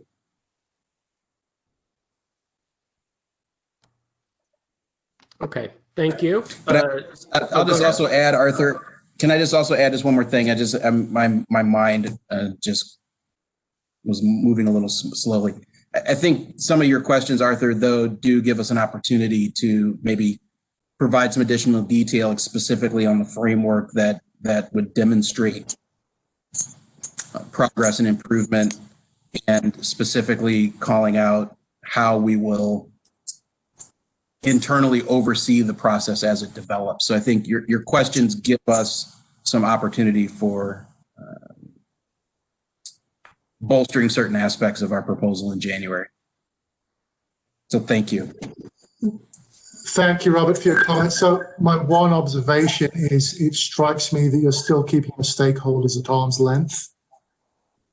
And I say that because I've seen large planning and I've participated in large planning programs before. And the closer you bring your stakeholders into the actual planning process, the greater and the more effective they will be. It's not a call and response. It's not, we ask you to provide something, you provide it to us. We say this is okay, we don't like it. I would hope for a more collaborative approach in the long term to get through this and make this effective. Like you're seeking to collaborate with your counties, I feel you need to do that with your PUC-based stakeholders as well.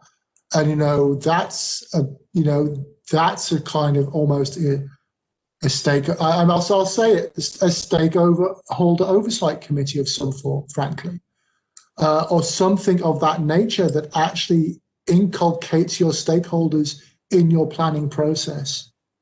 That's going to be my recommendation. So you can provide what you will provide in the new year, but just as a thought, if I don't see anything about that there, that's going to be my ongoing comments about this. Because you can't know what's going to happen in 2022. We can't make recommendations to what happens in 2022. And we need the flexibility to be able to get to that and actually be able to be effective and reactive to anything that happens in the future. But thanks for your time. I really appreciate comments. I really appreciate the presentations. Thank you. Thanks for the observation, and we'll take the stakeholder advisory group of some sort under advisement. Thank you for that. Okay, next is Will Abrams.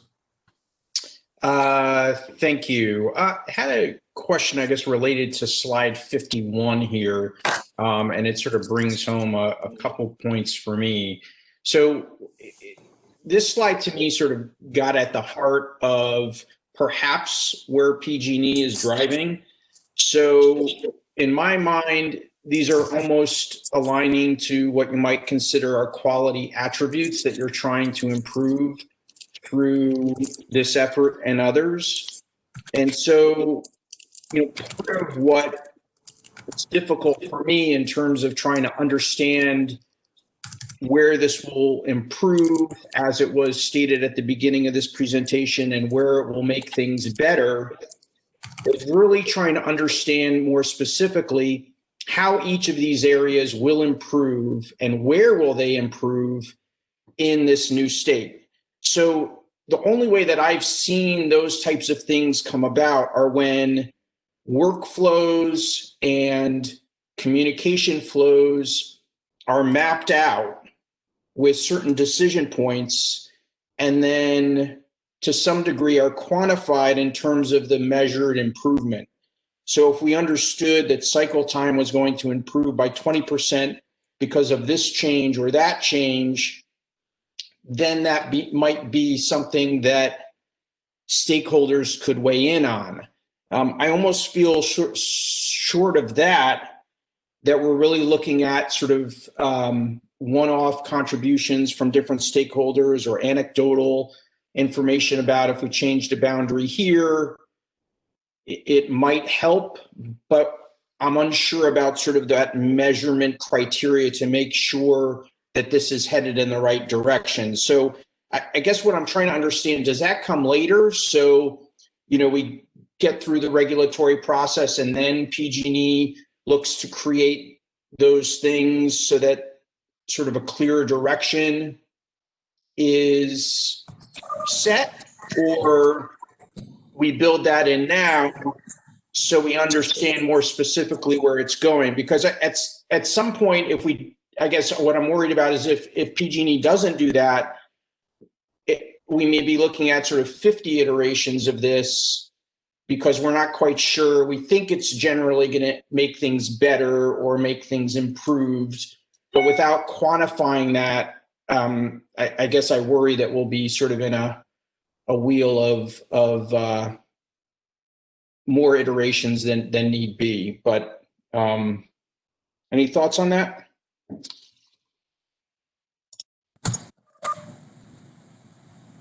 I'll take a stab at it.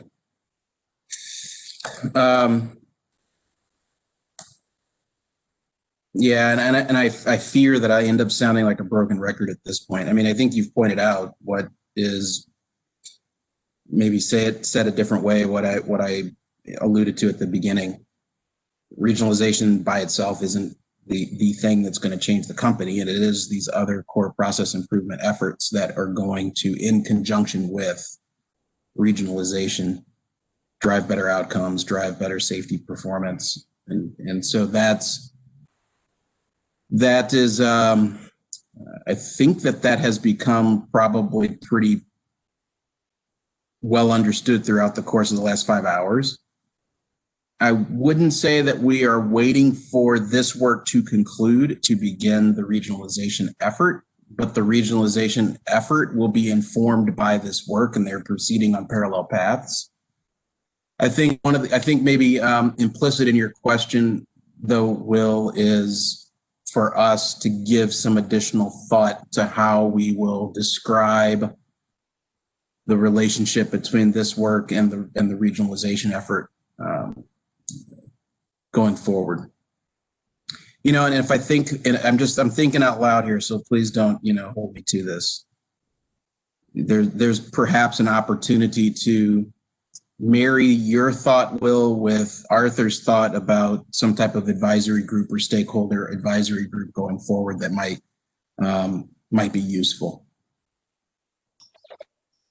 Thanks, I appreciate that. And it just really, trying to think about how I can form a basis of contribution, right? Which is, Will could throw out, I think the boundary line should be here, or, hey, how about you think about, this type of person to be, a regional VP, or, but all of that type of feedback would really just be dependent on where PG&E is driving, right? Because hopefully whatever my comments are in this proceeding is supportive of the direction that PG&E is driving and how they see this improving quality.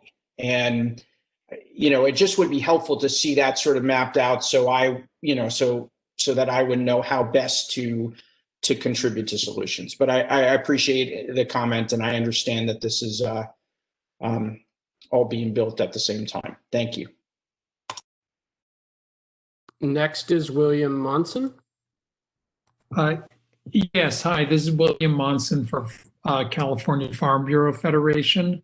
Can you turn back to slide 50, please? It's the timeline and core process improvement.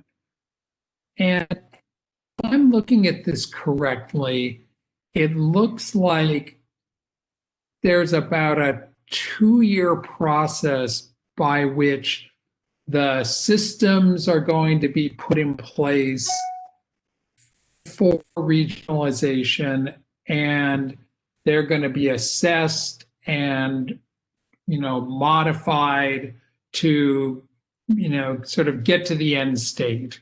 And the thing that I'm concerned about is that you're going to be doing this in 5 or however many regions you ultimately arrive upon. And it seems like it's a lot of having to go back and redo work if you do this in all 5 regions at once. And has PG&E thought about possibly doing a rollout of a couple of regions initially, kind of work through the knots and the bugs, such that you're not having to go back and redo an awful lot of work across your whole system? Because that just seems like it's going to be very expensive. Maybe if I'm understanding, perhaps, well, what you're asking, William, what you're asking is there, should we give some thought to potentially piloting this in 1 to 2 regions before rolling it out to all 5. Is that yeah, that's exactly right. Yeah, I mean, it's a huge project that you're doing, obviously, and trying to figure out how to do it on a smaller scale might mean less redo after the fact. I think that's an excellent idea that merits more discussion. Okay. Well, thank you. I appreciate it. No, thank you. Next is Jennifer. Your hand went up and then down and now back up. I'm not sure if you have a comment. Yes, I just wanted to go back to the slide where PG&E talks about what is provided in the updated filing. And I don't want to beat this dead horse, but honestly, I am disappointed that there is nothing about updated cost information. And maybe I've misunderstood this slide. I hope I have, because as an advocate, we can't possibly accept a proposal that may be funded by ratepayers without knowing the costs. The open-ended nature of this is troubling. And so hopefully I've misunderstood.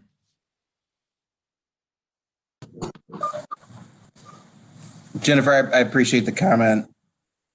And we weren't without some estimation of costs. And I would refer you back to Appendix C of the original proposal, where we did have some HR costs, some IT costs, so that we weren't without some estimation of costs.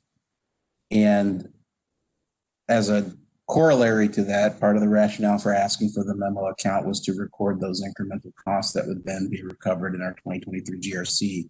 So I think we anticipate that the regional vice president and regional safety director costs would be included in our 2023 GRC. Did I say 2020? I meant 2023. Day's getting long, my apologies. But to the extent that we are able to continue to refine that, I hear your feedback and we'll take that into account. So, Robert, I am familiar with the Appendix C. Our understanding at Turn is that your memo account records incremental costs, and we would expect your updated filing would include substantially more visibility into that memo account, given that your current filing indicates you're already doing work that is independent of hiring the regional vice presidents. So, I mean, we've said this multiple times, and I'll just say it again here. My colleague, David Chang, is not on the call, was not able to be on the call, so I will just carry the flag for him. We've said it here, we've said it in private meetings, we've said it in initial meetings. It's important, and I think it's unreasonable to expect any approval of a program that is not fully and completely costed, at least with some kind of a cap, unless shareholders are volunteering to take on all of the incremental costs.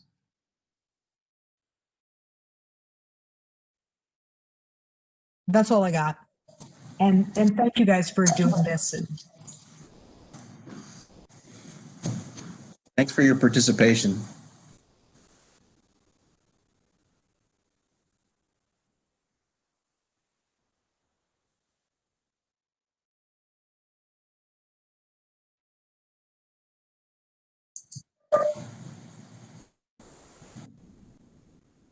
Patrick, I was finished. I think I see Kathy Yap's hand is up, but I don't want to take away your moderating duties. I'm sorry, I was the one who was muted. Yes, Kathy, you're unmuted. I was confused. Okay, yeah. Could we go back to slide 50, please?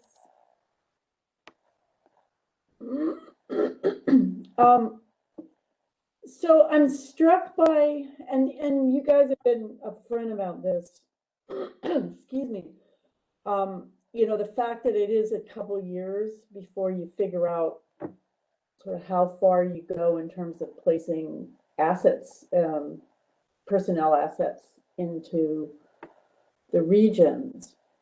And it strikes me, I mean, to come back to a theme that I brought up at the very beginning, you guys really have an opportunity here to see if you could make a matrix work in a real serious way, which would reduce the need. If you were successful in implementing a matrix organization, you could potentially reduce the amount of resources that you need to move to the regions. If you can inspire your functional lines to act in a team fashion, meet, you know, the projects that are driven by regional needs, in addition to the other work that they're being required to deal with. So it seems like that's an opportunity that you have, and there's cost consequences potentially to success or lack of success. I appreciate the fact that you are developing, you know, you're redoing rules, you're redoing processes. You know, you're adding to your IT system capability all at the same time. But it really seems like this is an opportunity to test, because you're going to be, you know, regardless of what you do, you're going through this sort of intermeshing of regional emphasis. Geography is once again coming into play in a sort of parallel to the functional side, in terms of the way the organization functions. And I guess what I'm asking is, you know, and this isn't so much a question as more of a comment, but I'm really urging you guys to think very seriously about what you could do to make a matrix organization work well, so that you don't have to do massive amounts of shuffling around. I mean, it's a real challenge. I agree, but you know, it's sort of like, you know, if you're thinking about doing something stepwise, you're backing your way toward potentially moving resources out in a more substantial way into the regions. You know, that in terms of the line responsibility, et cetera, the matrix provides sort of that middle ground to test to see what you can get to work. Again, emphasizing the fact that what I'm focused on is middle management, not senior management, but middle management. Can you get the folks that get the jobs done to work in a somewhat different fashion, where there is that collaboration with a regional emphasis, not just with a functional emphasis. So anyway, that's.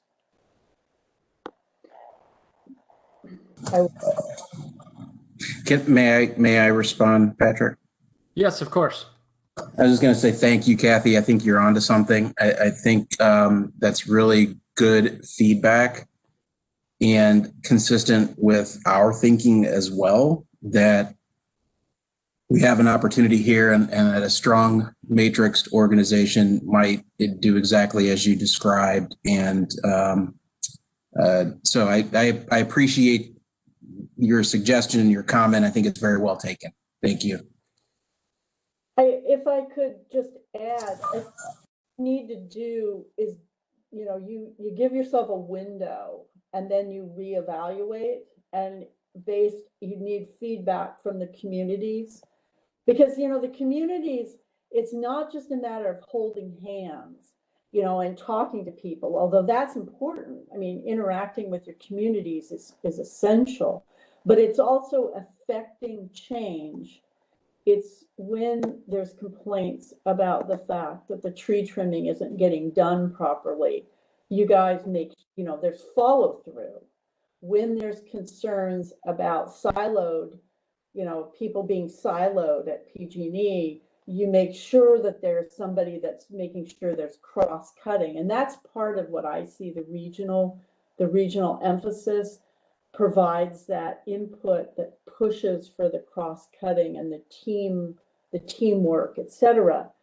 But you'd need to have a window at which point you then have a process, and this probably ties around to what some of the other comments have made, that there is a way to try to figure out if the matrix is being effective. So you'd have to say, you start June 2021 and maybe you give it 18 months or something, and then you have a major reevaluation. And if it's not working well, then you got to figure out, okay, what do you do to fix it? Does that mean that you need to push more resources out for more of a regional control, or is there some other solution? Those have cost implications. I mean, this way you keep the cost down as low as possible, with this initial push. But if you can't do it this way, then you have to be able to back your way into alternatives. And you also need feedback at that, you probably need it before the end of the 18-month period too, but you definitely would need a sort of an evaluation point.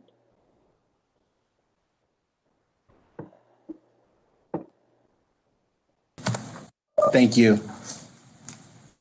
Yes, thank you. Ariel Strauss, you're next. Hi, good afternoon. This is Ariel Strauss on behalf of Small Business Utility Advocates. I hope my audio is coming in clearer this time. You are. Robert opened with a, thank you. Robert opened with a reference to the history, and I understand that Cal advocates request information on PG&E's historical experience with regionalization and the reason for centralization, I guess about 20 or a bit more years ago. And in that response, PG&E responded that doesn't have meaningful information on that history, which is disappointing. And President Batjer noted along similar lines that communication failures under the old regional structure may have contributed to the San Bruno tragedy. And one thing I see here as proposed is that the utility president bears a lot of the burden of coordinating between regions. And so I'm asking what mechanisms will be in place to ensure communication across regions and share best practices and avoid silos in those regions. For instance, will there be, say, formal meetings between regional VPs? Will there be additional staff hired for clearinghouse or some other institutional mechanisms to ensure communications across those regional VPs and within regions? Ariel, it's a great question. I do believe that and some of this is apropos of Kathy's discussion about making sure that a strong matrixed organization works. I mean, some of this is less about names and boxes on a page, and it's more about, a cultural ethos. And I think I alluded to this earlier, as we've looked at other large utilities as for analogs, there are other multi-state utilities that have a similar type of structure. It's a regional or a state president as compared to a regional vice president. And I think that there are lessons to be learned from other analogs and other models. But I think one of the things that we will be able to do, again, is going back to our wildfire safety and PSPS engagement that's been led by Aaron Johnson. And the success that they were able to achieve there was due in significant part to being just explicit about breaking down silos and making sure that there was communication between that organization and the operational leadership as well. And so I think some of it is going to be implicit in ensuring that we have a strong matrixed structure with an explicit understanding of roles and responsibilities. So I think that's probably maybe a little longer-winded answer than you were expecting, but I think that's going to be, I think, a component of making sure that we've got a strong matrix organization functioning.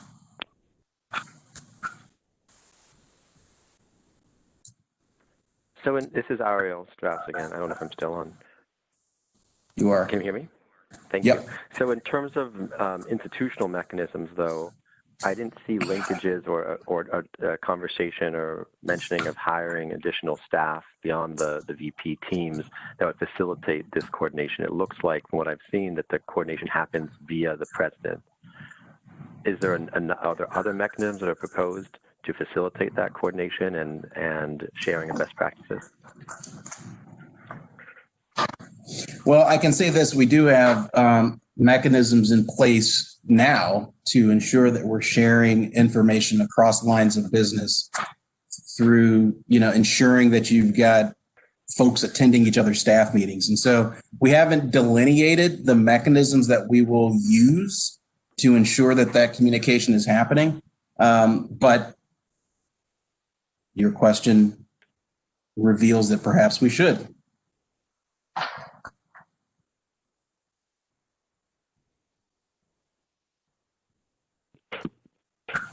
Okay, thank you. Jennifer Dowdell, your hand is up again. I'm not sure if you had a new question. It is an accident. I apologize. No problem. Okay, we do not have any more hands up at the moment. I'll wait just 1 second to see if anyone has a final question. Ariel, go ahead. Thank you. Yeah, I have one more question, and thank you for answering my last question or acknowledging the need to think about that issue. My question is about goals for different regions and for the VPs. Will there be a formal process, or more accurately, what process will be put in place to identify the needs for each region? I think one of the opportunities you have here is to have more regional specific objectives. And I'm curious what process will be used to assess what those goals for different VPs should be for different regions. Thank you. Thanks for the question, Ariel. We do have an enterprise-wide goal-setting process, that begins with executive guidance from our senior team, and then individual department goals are driven by that and are responsive to that and are connected to that overarching enterprise-wide goals. But then each department has their own individualized goals in furtherance of the enterprise-wide goals. I would expect that we would have regional specific goals that are tied to and related to and are in furtherance of our enterprise-wide goals. So I would imagine we have an existing goal-setting process into which this would fit. I think this is one area where there'd be a good opportunity for good community involvement, given the new tangibility with the regional approach that enables better assessment and a tying of those LOB goals and other goals to on-the-ground outcomes.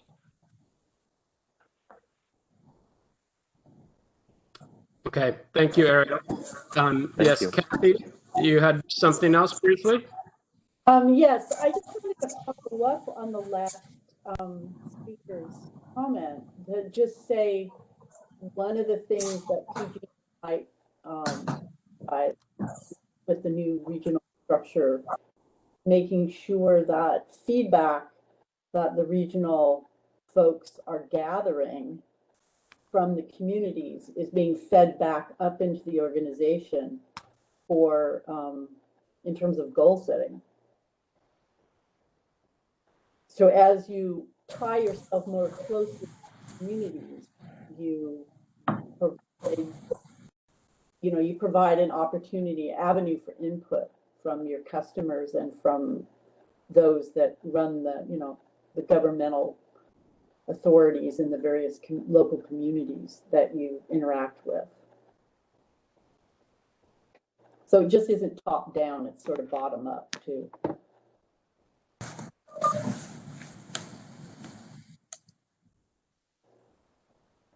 It's a good, well taken point. Thank you. And then Ariel, your hand was still up. I'm not sure if you had something else. Nothing further. Thank you. Okay, thank you. And then someone on the phone, I don't have your name, calling user 36, you're unmuted. Hello, this is Lauren Perkins of Duncan Weinberg. Can you hear me? Yes, we can. Hello, I am asking a question here today on behalf of the Transmission Agency of Northern California, TANC.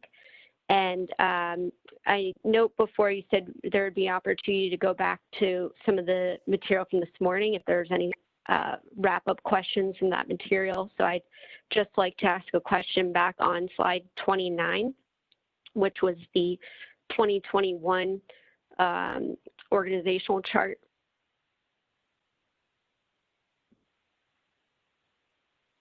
Yep, right there. Okay. So I just want to seek some confirmation of where transmission fits into this chart. It's not on here, but if this falls within the centralized functions, can you just provide confirmation or some more detail on where that fits in? Yeah, I think thanks for the question, Lauren. The expectation is that large projects like transmission remain centralized. Okay, and does that maintain true for the 2022, the next slide? I know there was a note earlier. Okay, thank you. Thank you.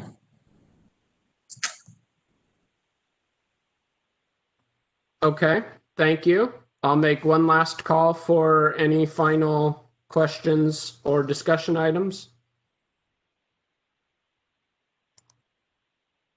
And okay, I see none. Unless Lauren, did you have anything else? Nope, my questions were answered. Thank you. Thank you. Thank you. And I apologize. I seem to not be able to turn my video back on. But I'm going to get, well, sorry about that.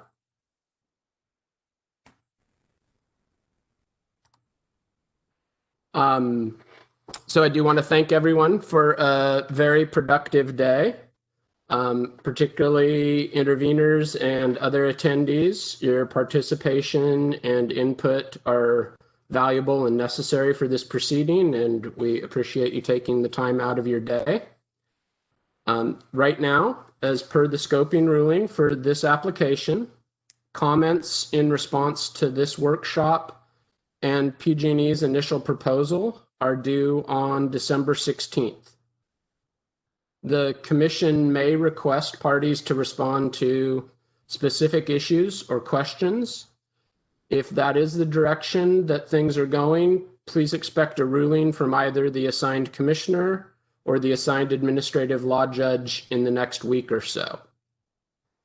As a reminder, per the scoping ruling, PG&E will be filing and serving an updated proposal by January 14th, 2021, and there will be a workshop scheduled for the week of January 25th.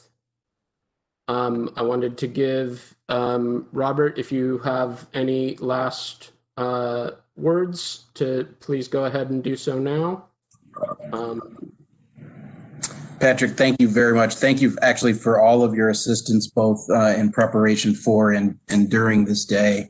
And I also want to thank all of the interveners for their participation. This is, it's a long day, and I do appreciate all of you sticking with us for the last 5 hours. And I will represent to you that we have captured the feedback and will endeavor to the greatest extent possible to incorporate it into our plan for the January 14th filing that we will make. And I also just want to thank my colleagues for all of their assistance today. And we look forward to the remainder of the process, and we look forward to getting your feedback and written comments. And we look forward to continuing to work with you as we go forward. Thank you. All right. So that concludes today's workshop. Thank you, everyone. Have a nice weekend and a nice holiday next week. Good afternoon. Thanks, everybody. Happy Thanksgiving. All right. Bye. I would love to